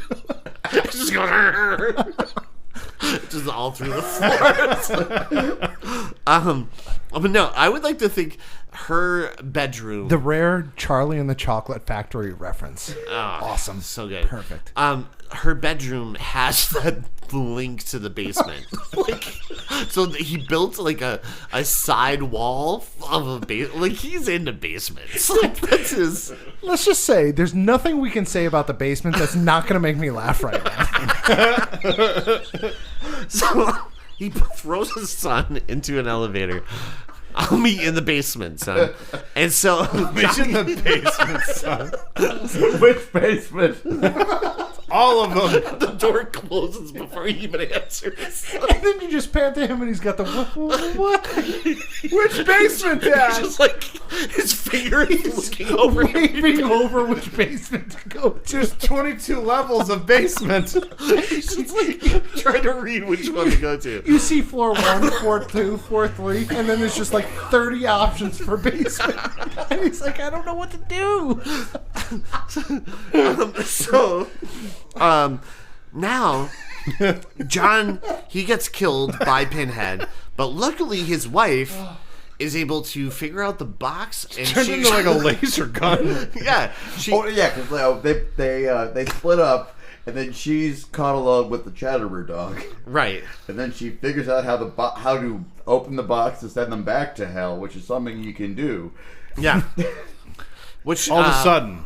it's like a new thing. It's a feature. I mean, Christy did it in Hellraiser 1, Right. but apparently it's for a puzzle box. It's really easy to figure out. Yeah, it's like Yeah. minimal effort to figure that thing out. It's like, you know, It's like harder to yo-yo, I would say. yeah, the yo-yo's Yeah. a challenge.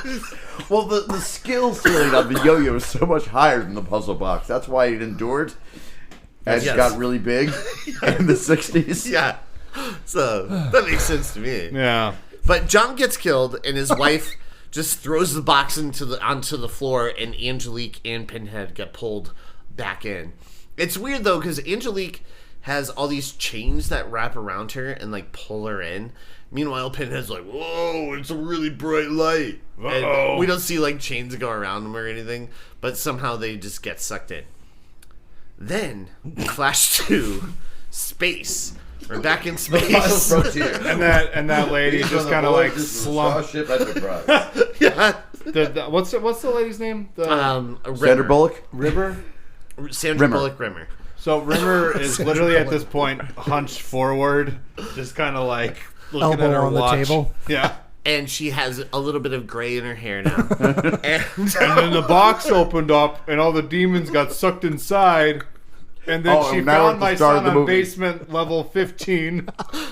she's like, I don't know if I like really follow your story. You kind of lost me at basements.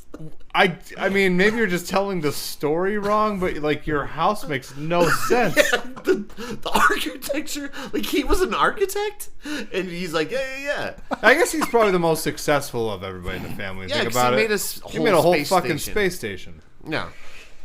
And You know, that's pretty not too bad. yeah, that's impressive. So yeah, Dr. Grew up Merchant, to kind of look like Aang from the Avatar Last which Baron. his hair Also, is kind like, of resembles that French guy from the beginning of the It film. does, Yeah. yeah. his I wonder if they're hair related.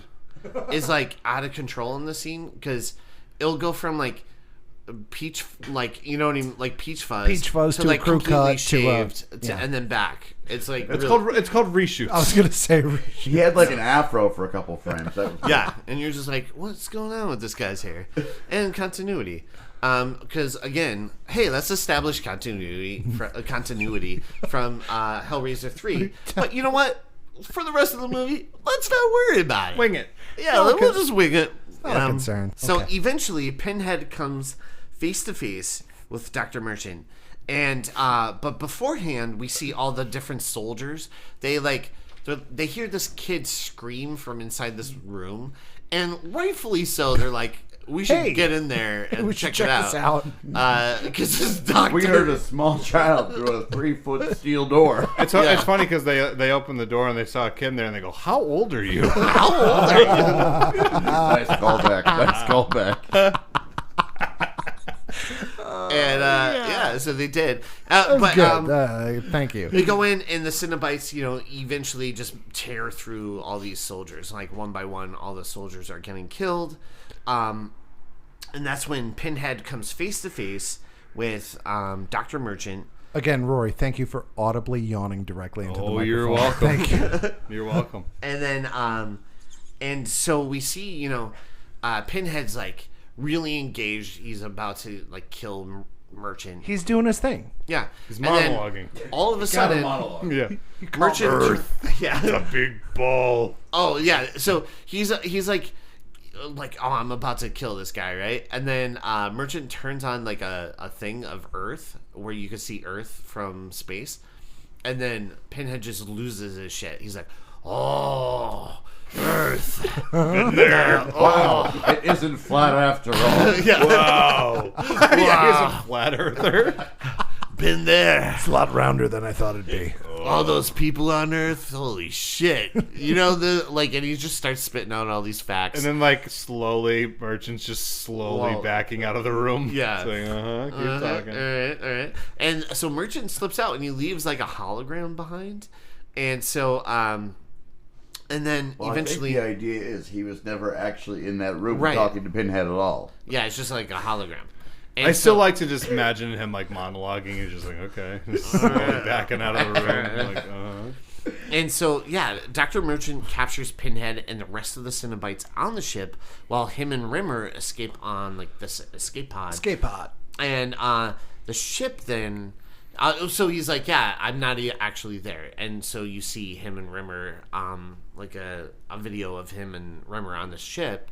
And Pinhead's like, whoa, wait a second. Who was I giving my monologue to? Because that was some good stuff. I had some good Earth stuff here. I had like 85 minutes to come up with that speech. Yeah. And so, I thought it was pretty. just pretty good. I was going to read it to Angelique. And we see Angelique is now a Cenobite, and her design is actually really cool. I did want to throw that out there. Yeah. It's almost like as if she dove into a very shallow pool and had to Yes. wear one of those things, the crown that's screwed into your fucking... Oh. That's good. That's really Our good. first date was to Dorney Park. Didn't go well. It did not go well. Shout out to Jamie Rood, who was my neighbor growing up, who dove into a pool and had to wear one of those things. Oh my God. It was fucking terrifying. are you for gonna us. take a shot for him? Yeah. He didn't make it. Dude, it's like he dove into a basement. It's ran into a basement. Which So the ship, they escape on this pod, but then we see where the ship Big reveal. starts to transform into the thing that is supposed to kill the Cenobites. a Chevy Camaro. Yeah. Oh no, that's Bumblebee. That's a Yeah, different movie. That's Go a ahead. different movie. Yeah. But it turns into like a box itself, and the Which light- was really cool because awesome. when you see that the first time, you don't expect that to happen, and at the end of the movie, when it happens, like, oh, that's pretty cool. I did find it tasteless that the ship was like, Autobots roll out. I was like, oh, all right. They got him for this? And I checked like the credits. You know what's kind of weird in this movie? I find it A lot of strange. it. No, Well, a lot of it it's very was. strange. But just Pinhead specifically. PH. He's very he's got an agenda in this movie. Like he's got goals. And I don't think Pinhead should ever be depicted that way. Like, I like when he's sort of like an impartial judge. Yeah. We didn't get to it. I know we got to it last time because it was one of my favorite parts. He delivers a line where future. Do I look like someone who cares what God thinks? He says, "For God's sakes, don't do this." When he's taking his son away, and he says, "Do I look like someone that cares what God thinks?" And I was just like, "That's awesome. That's a really cool He says it real line." snotty too. Yeah. He has great lines in this. Yeah, no, Doug Bradley always shows up. I was gonna say he's very Commanding. and level across everything. Like he's never up or down. He's just very middle of the line, straight Well, through. that's how he is- should be as a character. Which Like, I agree, I which- find that like the idea, like when Kirsty calls him in the first one, you don't get the sense that he's like, I want to have all the demons running around on Earth. Like he's just kind of like, this is my gig. You open the box, we torture you for a little bit. So is you he- call us Monday morning, you don't. Is he essentially? you. Is he essentially death? He's not quite death. Because I feel like He's an angel to some, demon to others. so this is why I'm asking, because I almost feel like death is impartial, Yeah. whereas just like I don't. It's not whether or not I like you. It's just this is my job. This is just what I have to do. Oh, in that sense, yeah. In that, yeah. Yeah, he's not like vindictive or anything. It's He just doesn't kinda have an like, this agenda. is- It's this just is like, the no, this gig. is the way this is happening, Yeah. and I have no control over it. It's just going to be. I don't make the rules. I I don't make just some- torture you. Yeah. Open the box. I got a job to do. You open it, we game. That's what we do. That's how he should have talked in the movie. That should have been his thing. If you Hey, open- why'd you open the box? That's Ah. coincidentally how he sounds in Hellraiser Revelations. Oh, Hey, yo, you opened up the box? yeah, we came. Hey, we came. We got to charge you, but we came. Yeah, we Maybe came. a little late. Yeah, a little late, but see- we. You see Chatterer like kind of like bend over, and you can see like He his has a ass plumber's crack. crack. Yeah. And for some reason, it's chattering too. It's just like, Again, that back, EJ, that is cracker. such a great visual that I wish people could see. EJ's just used his fingers to make ass cheeks clap with his two index fingers. I believe that term is now called the crackerer.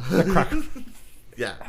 So That's the basement of the body. Yes. that is the basement of the body. So that's how the movie ends. We see where they all get destroyed, all the Cenobites, and Merchant finally breaks the bloodline curse that he shares with the Cenobites in the box and stuff.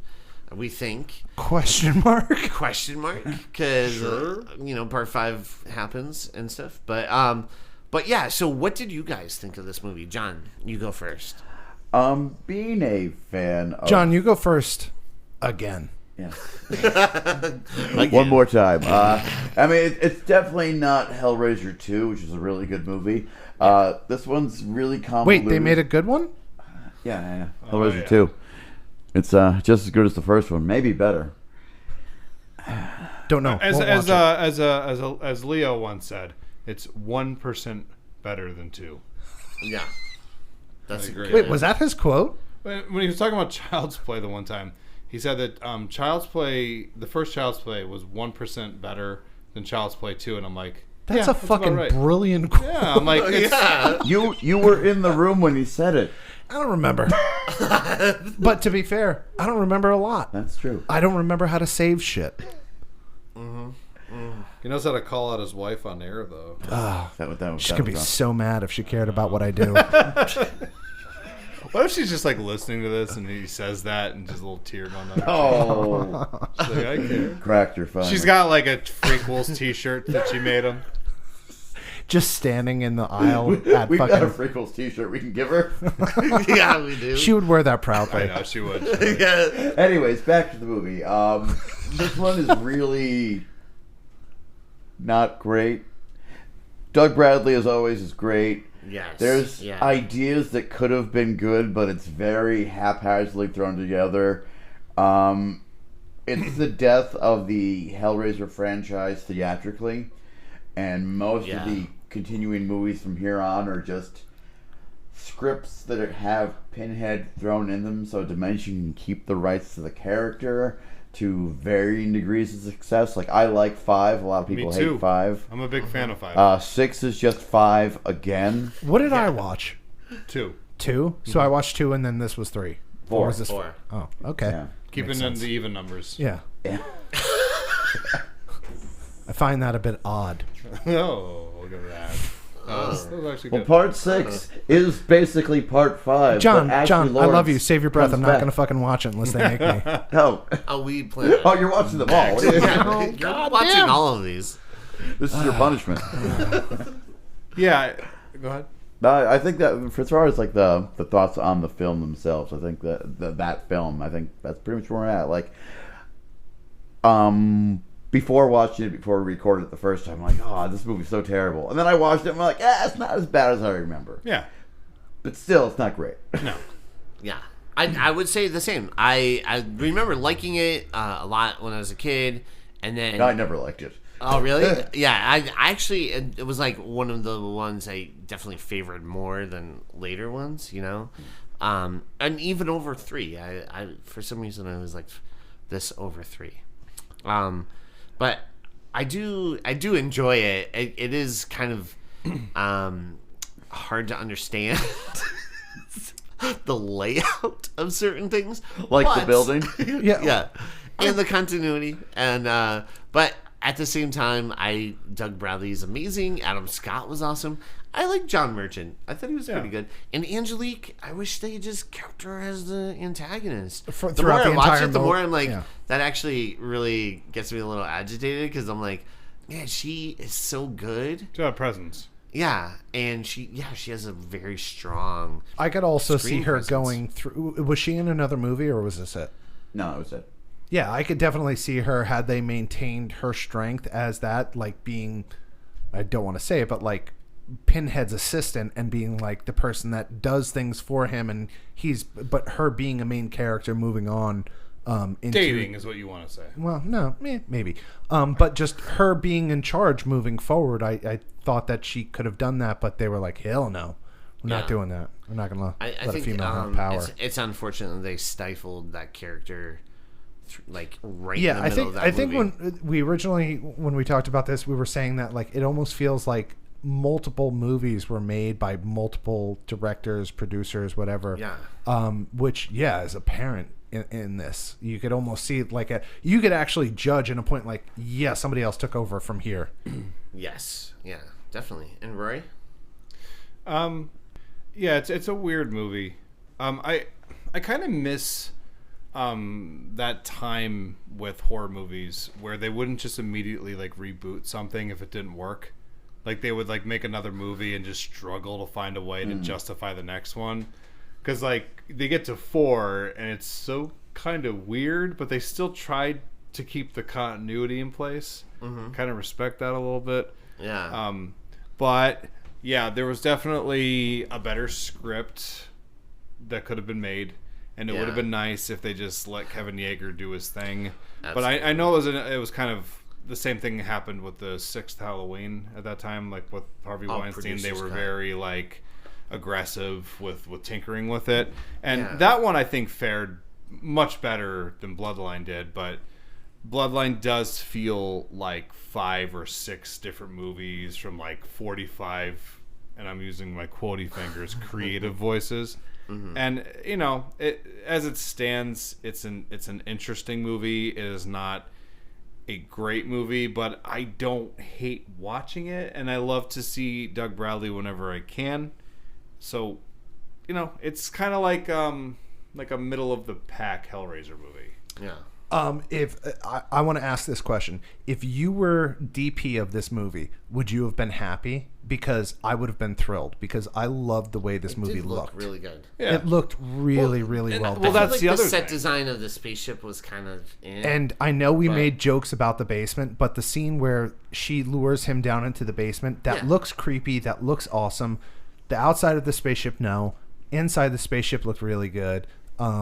The architecture for what we're not making fun of, it all looked beautiful. And there's this one shot of them going into almost like the living room, and then they used a crane to get up above the steps, which almost had like a Shining vibe to it, Sure. which I thought was it looked really nice, and I noted that, and I was like, oh, that looked cool.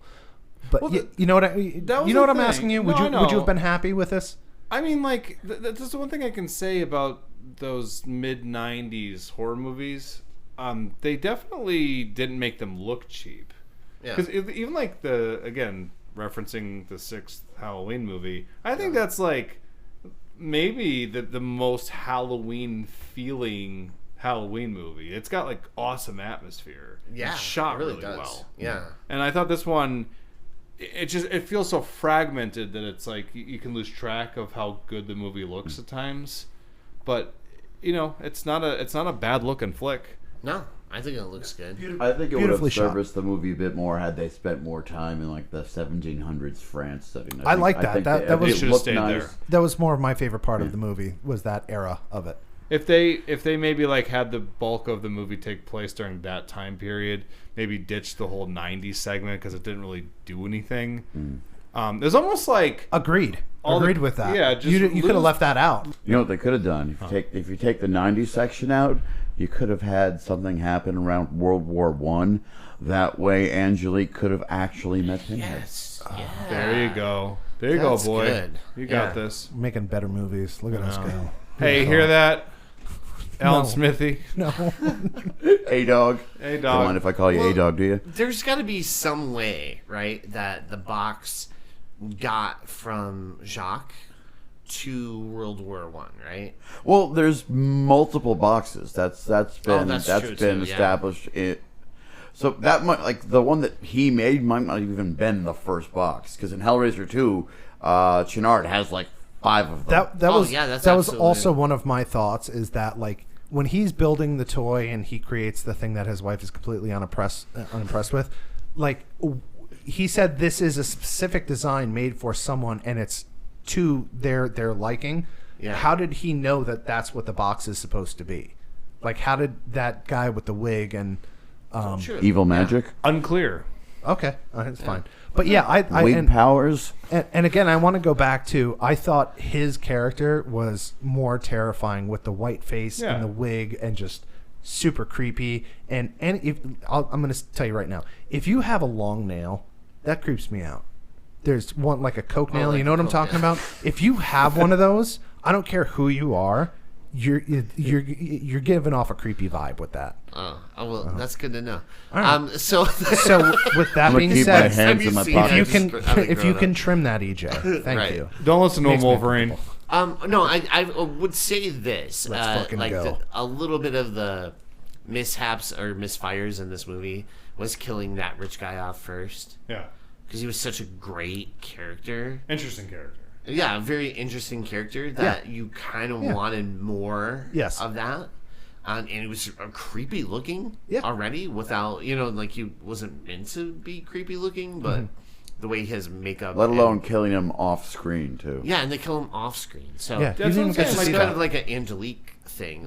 That was a misfire too. The you know? bulk of the film, if it took place during that time period, it just would have been creepier. Yeah. There's something about like when you get to the 90s section of it and you're like, this is lame. Because we're used to it. You know? Yeah. Yeah. The 90s is laid out with... It was probably lame in the 90s. It was. Yeah. I guarantee you. It was, yeah. Yeah. A Yeah, lot, no. a lot of guys with bowl cuts yawning simultaneously. So, what would be your emojis for this film? I'm gonna go with a puzzle piece. Pin, Yes. a head, Yes. drop of blood, Okay. and a pigeon. Ooh, Oh, you read okay. my mind, sir. I'm gonna go next because we already have similar ones. I got a puzzle piece, and then I got a box right next to it, so it's a puzzle box. I got a pigeon because I thought he was cool. That was my favorite I actor. wasn't sure if there actually was a box emoji. Oh, there was. It's just a box. It's like a cardboard box. I'm pretty sure there isn't a pigeon emoji. I just added that. I got him. He's right here. Oh, okay. The pigeon was my favorite actor in the entire film. I thought he really elevated the Really? material. Over Adam Scott? Oh, well, 100%. Adam Scott not apparently surprised. learned a lot from him. Really? Yeah, it's a Adam fact. Scott wasn't in a John Woo movie. Yeah. Oh. Adam Scott's like, tell me more, pigeon. And the pigeon was mean- like, maybe. Would you say that he took Adam Scott under his wing?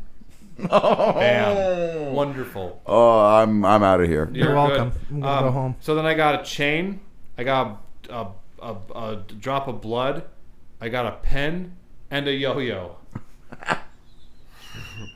There you go. All right. Your ass, guys. And then, I did mine already. oh, okay. So you. it's me. Okay, so I have a parking garage kind of P. Nice. For all Parking the garage. action. Yeah, And then I I, like have that. a Gemini thing for the twins. And then Nice. Nice. yeah, and then I have a little I don't know, head for Pinhead. Okay, nice. Yeah. Mr. Head. I have a life raft. That's weird. Interesting. I have a safe. Uh-huh. What that? Life raft, a safe. Okay, and then I have a save icon, and then I have another save icon, and then I have a third save icon.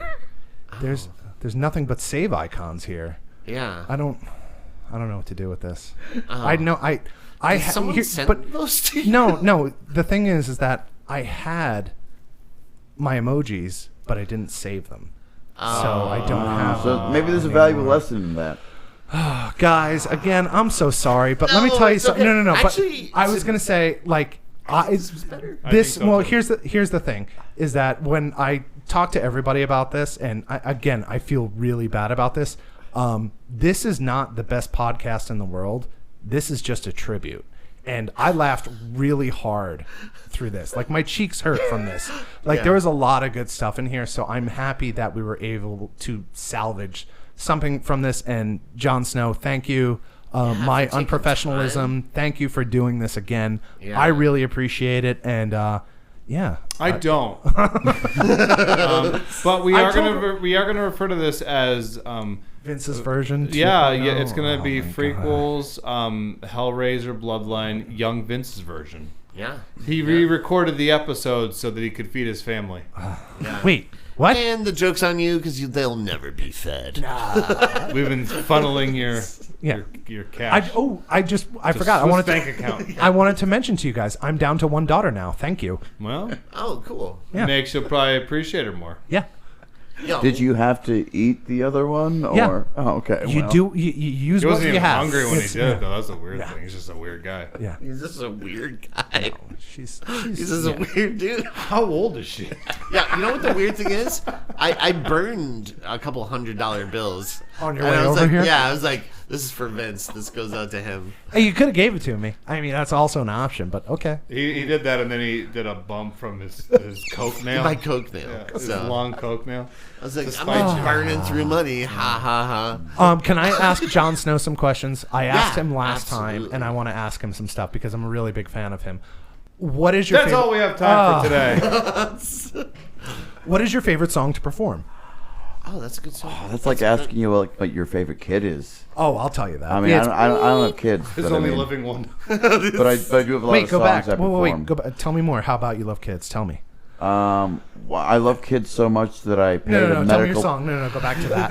No, I want to answer that. I love kids so much. I paid a doctor to cauterize my testicles.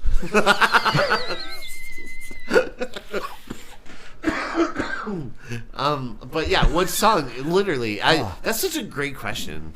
I mean, I think it's subpar, but go on. Anyway, It's so hard to pick a song, but like we've been doing a lot, playing our corn set out a lot, Yeah. and just doing like the whole thing. We run all the songs like straight together and stuff like that, and we're going for like 45 minutes an hour straight, almost nonstop. And you can basically pick like any of the songs. Like we open with "Falling Away From Me," "Here to Stay," "Did My Time," just running those three songs together. Then we do like 3 songs off of "Follow the Leader" in order they are in the CD. So it's just.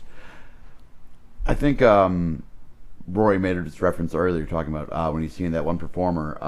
It really just depends on the energy of the crowd, So I mean, if people are into it, it's that much easier to perform, and you just barrel through it, Does that not help Yeah. you when I come see you and I have my arms crossed the entire time and I'm just looking at you real seriously? Well, I assume you're just picturing me without my clothes on, so I have been. okay. I think I actually put up something like that on the Freakquels page Does it to help? your wife, I think I said something like that. Does it help? It's the like, calves, right? I think I said, I'm sorry yes, for objectifying your husband. I saw that, yeah. Yeah, and then she put, no, you're not. And I'm like, no, I'm not. I know. Does it help when you look out into the crowd, you see me, and I'm just like, Well, then I know you're picturing that like all the time. all right, Vincent. So first of all, thank you for not answering my first question. And then second, hopefully I can get an answer out of this. Do you feel that do you have a favorite lyric that you feel is underrated, or do you have like Jesus Christ, Valerie? He's okay. Give him a second. Do you feel that there is an underrated lyricist, or do you have like a favorite lyric that you think is just like either clever or you just enjoy it? Wait, pause for Rory to finish fucking laughing into his. I love that they make themselves happy. Like I don't even like. I try to make them, but like they just make them. They say things to themselves that they're just so tickled with. Feel free to answer this seriously or however you want. I don't care at this point. I'm going to give you the not answer. Okay, go ahead. I can't name a specific thing, but like I like a lot of lyrics that are like will take a phrase and turn them on their head and stuff like that.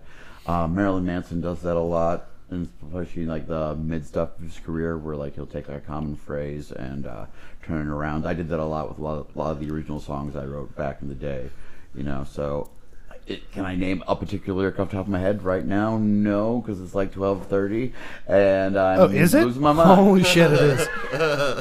Okay, one more question, and then I promise that's it for me. I love these. Gun to your head. Okay. You have to go see one band. Korn, Limp Bizkit, Tool, System of a Down, keep going. Godsmack, Deftones. You go to Avril Lavigne. You can go to one concert out of who is it? Who do you want to see? Because we all want to see you, and we can see him when August. What's that date? We'll get there. Anyway, go ahead. Of the bands that I do, like tribute wise, probably System of a Down. I've only ever seen them once, Serge. And they don't play a lot. Yes, like they do like 2 shows a year now. They're fighting. Does Serge perform with them, or is it just okay? Yeah, I think they're doing Sick New World this year. I would, I'd go see that. They put on a good show. I've seen them once before, but you know, all those other bands I've seen a couple times. You know, so System of a Down. Okay, thank you. I got an answer. Yeah, excellent. But really, any of them and all of them. And, of course. I'm trying to make it a not answer, but it's too late. I already gave you one. And I've asked this before on the podcast. What's your favorite Deftones song, and why is it "Be Quiet and Drive"? Well, "Be Quiet and Drive" is a great song because. Oh no! I was thinking "Passenger." Never mind. I like "Passenger" because it's a song about Maynard and Chino having sex in the backseat of a car. Yes, that's a fantastic song. You guys need to check that out if you haven't heard it. Who's that? The Deftones? Yeah. I swear to God, EJ, I will come across this fucking table and I will gouge your eyes out with my thumbs. Don't. I just wasn't sure. I also like "Engine Number 9." Bored. Anything off of Adrenaline. Yeah. Anyway, I'm sorry. Is that also We're done the geeking. Deftones? I swear to God, EJ, why? Why? The Deft ones. Hey, so John, you have a show coming up. Yes. Oh wait, we're not do plugging some yet. plugs. Let's do some plugs. Yeah, let's do some plugs. So you wanna do some plugs, John? Yeah. Let's do some plugs. Real quick, we were talking about System of a Down about a couple weeks ago. Me and my guys, we started doing a System of a Down tribute. We're still learning songs for a show in 2 weeks. May 11th, it's going to be at the Keystone Stage in Oliphant. We're opening up for some friends of ours from out of the town, Social Parasite. They play Alice in Chains, and there's a local original band called Intoxication on the bill as well. So we're going to try as hard as we can to get this set hammered out. We probably booked the show too soon, but oh well. Whatever. Wow. Courage That's under awesome. fire. Other than that, you can check out all the bands I'm in on the Eastern Tribute Collective website, easterntributecollective.com. We're also on Facebook and Instagram. You can find links to all of our socials. We've got a Slipknot band coming up in the fall, Metallica tribute in the winter. an Avril Lavigne tribute coming out pretty soon. Once again, I'm not singing for that one. What are you doing in that? Just dancing on stage? What is happening? I basically tell them the songs to play because if they don't have someone conducting them, they... So you're just on stage telling them what to do? No, I'll probably write the set list out for them and I'll tell them how Screaming at bad them they backstage. But you're gonna be on stage. No. Oh, okay. work. No, I won't be performing with that band. Okay. But I will be telling them what to do because they need guidance. Yeah. Hey, I know what that's like. Rory, EJ, go ahead with your plugs. What does that mean? Yeah, what's he talking about? We're the hell are you talking about? I'm real well behaved. I got Raven View Productions. You can see it on the YouTubes and the Facebooks and such. We got Fourth Cut reviews. You can also see on the Facebooks and the YouTubes. NEPA Horror Fest coming up June 22nd, 2024. Tony Todd will be there. Tony Todd and Virginia Madsen being put together by my friends Bobby Keller. Any relation and to Jess Michael Mignoni. Madsen? Yeah. Yeah, really cool. Variant Season, our buddy Will Perna's band with Mark Yanish. Oh, that's something real quick. No, you had your time. You're We're doing done. a show with Variant Season in Wait. August at the V-Spot. Where? Yeah. Yeah. The Holy V-Spot. shit. What That's date awesome. is that? August like the third- 11th, I You want to say. dive No. into your thing. No, you said it was Let's like the verify third this. week. Yeah, right? it's the third week of August. Yeah. third. It's a Friday, right? Yes, it is. Yes, It's it gonna is. be a Friday at the V Spot in Yes. Scranton. It's going to be our Korn tribute, our Limp Bizkit tribute, and Variant Season's going to be doing some of their original music along with a mini tribute to Linkin Park. What? Awesome. Hell That's yeah. a Will Perna thing if I ever heard it. Yeah. Gravy Diggers Ah. is best pot pies you'll never want to eat again. So I disgusting. was in the ER the other day, and they said this is your third time this week. Yeah. Why are you here? They And had a like a little bowl full of things that they found in my body. Like they found glass, they found nails, there was lizard skin. I don't know what that's all about. But most importantly, the thing I'd like to plug real quick, Kitties of NEPA Pet Rescue. Just go look them up right now. Just if you want to donate some money, you want to help out with some food, you just want to adopt a cat, go ahead and do it. You know why? Because fuck you, that's why. Just go get involved. I'm so sick of you people listening to the show and when you could just be like helping cats out. Stupid assholes. Yeah, they need jobs. Those cats need to get into colleges. Yeah, You they can help do. them, fund them. they don't. That's not how this works. Cats go to college. Okay. It's cat college. They learn how to be citizens. Right next door to the clown college. No, it's better than clown college. It's a bunch of cats sitting at desks, and they learn all the things that you need to learn. And Just they want knocking to shit just off. work on their degrees. They want to get their Meowsters degrees. Yes, what he said. Just like everybody else. Yeah, Oh God. Okay, that's all the plugs I have. all right. Forgot to bring up the gravy hole. Yeah. Oh, that's the best part of Gravy In the men's Diggers. room? Oh. Yeah. Okay. Yeah. Yep, right in the men's bathroom of Three Jacks. There's the gravy hole, which Matt Rinaldi is behind. Tap He has your a- shoe, and you'll. Yep. The come hither motion. Yep. Yeah. That's and what you want. he sticks a giant hose out, and you'll see that he just sprays gravy right into your mouth. It's very popular with senators. It's like a fire hose, so it's just be ready for impact. So Come get a load of Gravy Diggers. yeah, it's great. The You- title of his sex tape, Ready for Impact. ready for impact. So, I also want to, you know what? ETC.com, EasternTributeCollective.com. But you also have Instagrams for all those bands too. Yeah. Facebook, Instagram. Yes. Gravy Diggers. Gravy Diggers. Gravy Diggers.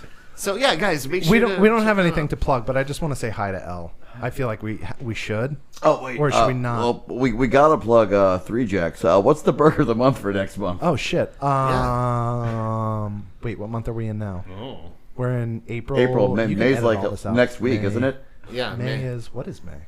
Is that the one with? It's Mayday. Oh my God, I don't even know. May. Oh shit. May is the Georgia Cowboy. Georgia Cowboy. Correct? Yeah, I think I'm right. one with the brisket? 6-ounce beef patty, mango habanero, brisket, fucking baked beans, and grilled peaches. That one's a banger. Yeah. Check it out. Yeah. Oh, I see. EJ, thank you for not audibly yawning into the microphone like other people on the podcast. Hey, if you get that Georgia Cowboy, get a side of Gravy Digger's pot pie. Yep. Just go to the men's Straight in the bathroom. gravy hole. One short trip to the bathroom, and what might result in a much longer one. Fresh from the gravy hole. Oh, and guys, don't get it in your eyes. Just make sure to wear it if you have safety goggles. We used to provide them, but people just kept taking them home with them. After. Worse than mace in your eyes. Yeah, it's freaking worse than mace. Ask those wasps. Some cops actually come in here from Act 120, and they'll prefer to do that over mace because they feel like it's worse. But anyways, let's talk about a couple plugs that I have. Krista Liu, friend of the show, also all around talent. all-around talented powerhouse. He has an EP out that's available on iTunes and Spotify. I think it's about like $5 to buy it off iTunes. It's awesome. Or do what I do and just put it on your Apple Music if it's on Apple Music, and just put it on repeat and just walk away from it. Oh, you know what I mean? Just let them get the listens over and over and over. Yeah, Earn that capital, that's baby. great. That's yeah. good. Or you can also try sitting down and enjoying it, but your way works. Yeah, I will at some point. It has some definitely like Billy Joel Yeah. vibes. That's the best way I could describe it. With a real Krista Liu injection. Yeah. Pre or post Piano Man? I would say Piano Man era. Yeah. Uptown Girl and Later, that's it. He gets it. He gets it. What else you got? And then of course Adam Farley's music, which you can find on iTunes and Spotify. Don't mention him. He's not No? worth it. No.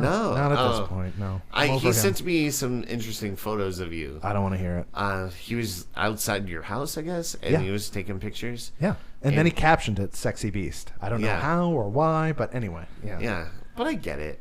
Do you? Yeah. Okay. No, but check out his music. He actually did a live performance on the show. He did. That was a good episode. That On was our really- Event Horizon episode. Yeah. Not as good as the original Hellraiser, but anyway, yeah. Yeah. But no, he did a couple songs, and we only put the one on, Yeah. but it was still pretty awesome, and I can't wait to have him back. But yeah, guys, check out his music. You can find it even on YouTube now too. So, and some live stuff that he does on. And join us on AOL Instant Messenger. Oh yes, The live revolution has begun. yeah. So this Which is a is, real I think, thing. what gave my computer AIDS, by the way. Wait, did you sign up for the AOL? I thing tried too? to. Oh, That's not what gave it AIDS. Don't put that out there. Yeah, I know. My computer is completely clean. Except for that homework folder, which is 64 gigabytes. That folder that says definitely not porn. That's the one. That's the folder. Not porn file. And then also make sure to check out Mike V, Joe P, and Justin. They have the Movie Mania, Northeast Movie Mania. I just want to let you guys know I've been side chatting with Mr. Vinci, and things are happening. I'm just letting you know that. Yeah. Okay. Cool. So I got a side chat going with You him. guys going out Oh, for yeah. coffee or?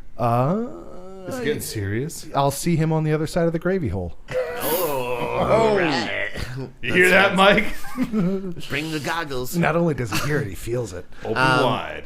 But no, make sure to check out NEPA Movie Mania, and they're always sharing a lot Joe? of like articles and stuff. They had something Potato. cool today. I saw. Yeah, Yeah, I was in on that. and I totally lost. Yeah, no, that's all the plugs that I have. What about plugging our fucking show? He just did that. Oh, well, Yeah. good. I heard it. I was paying attention. I have to do it. No, I have to. I didn't do No, it. don't do it now. Don't do it out of spite. Yeah. No, I was like, I feel like I'm forgetting something. Yeah. And that's what it was. Yeah. Fuck you, Vince. Yeah. So, guys, make sure to check out Freakquels Facebook and Freakquels Instagram. And if you have any questions, concerns, or just want to talk with us, send us an email at freakquelpodcast@gmail.com. Also, don't forget to rate and review us on Spotify and Applecast. And every review helps. So, yeah, give us a couple reviews. We'll read them on here. Probably the next episode. Probably never. Episode after. Yeah. One of them. And then, but yeah, guys, thank you so much. And thank you to our very special guest for coming in again during your very busy schedule. Again, Mr. Snow, I appreciate it. Thank you. I really do. It's been a good time. Yeah. You're a lot of fun. Let's do it a third time. Let's just throw keep- that drive away. I'll come back in 2 weeks. I'll delete this shit. It's perfect. I'll throw it into the 15th floor of the basement. Let's We'll just- never find it again. Let's just keep re-recording this Yes. episode, and I'll just release every single one. They're I'll pour concrete on top of it. Heard this. This will before." be our tubular bells. Yeah. I'm just hoping after you That's a post deep this music episode, cut. somehow the other one miraculously appears. Yes. And then we can Buddy, release trust it as me. a bonus feature. Yeah. Buddy, trust me. Tried every avenue. It ain't coming back. Unless Jesus comes down himself and pulls it from my hard drive, it ain't happening. It'd be interesting if Jesus showed up and he's I like think you're going in the wrong direction there with the Jesus. I think if you want to get that episode back. Jesus comes back just to save a Freakquels episode. Yeah. I don't think so. You don't think so? I don't think that's the way he works. Well, we'll see. I think you're going to the wrong side there. I don't think Yeah. Jesus is going to have anything to do with it. You think I need a little box? Yeah. We get the episode back that way? He might be a fan. We don't know. Yeah. We don't know. He might be checking in. You know? The Lord works in mysterious ways. I know we have at least one fan named JC. So Yeah, that's true. No, but John, thank you so much for coming in and doing the show again. And please come back anytime. And any movie you want to do, let's do it. Even if it is this one again. third time's a charm. And guys, thank you at home for tuning in every week and hanging out with us. We appreciate it. We love you guys. Well, 3 certified goofballs. yeah, 3 4. certified. 4. Yeah. 4 certified goofballs. But guys, we thank you so much, and we love you guys. So thank you for tuning in. And with that being said, thank you for listening to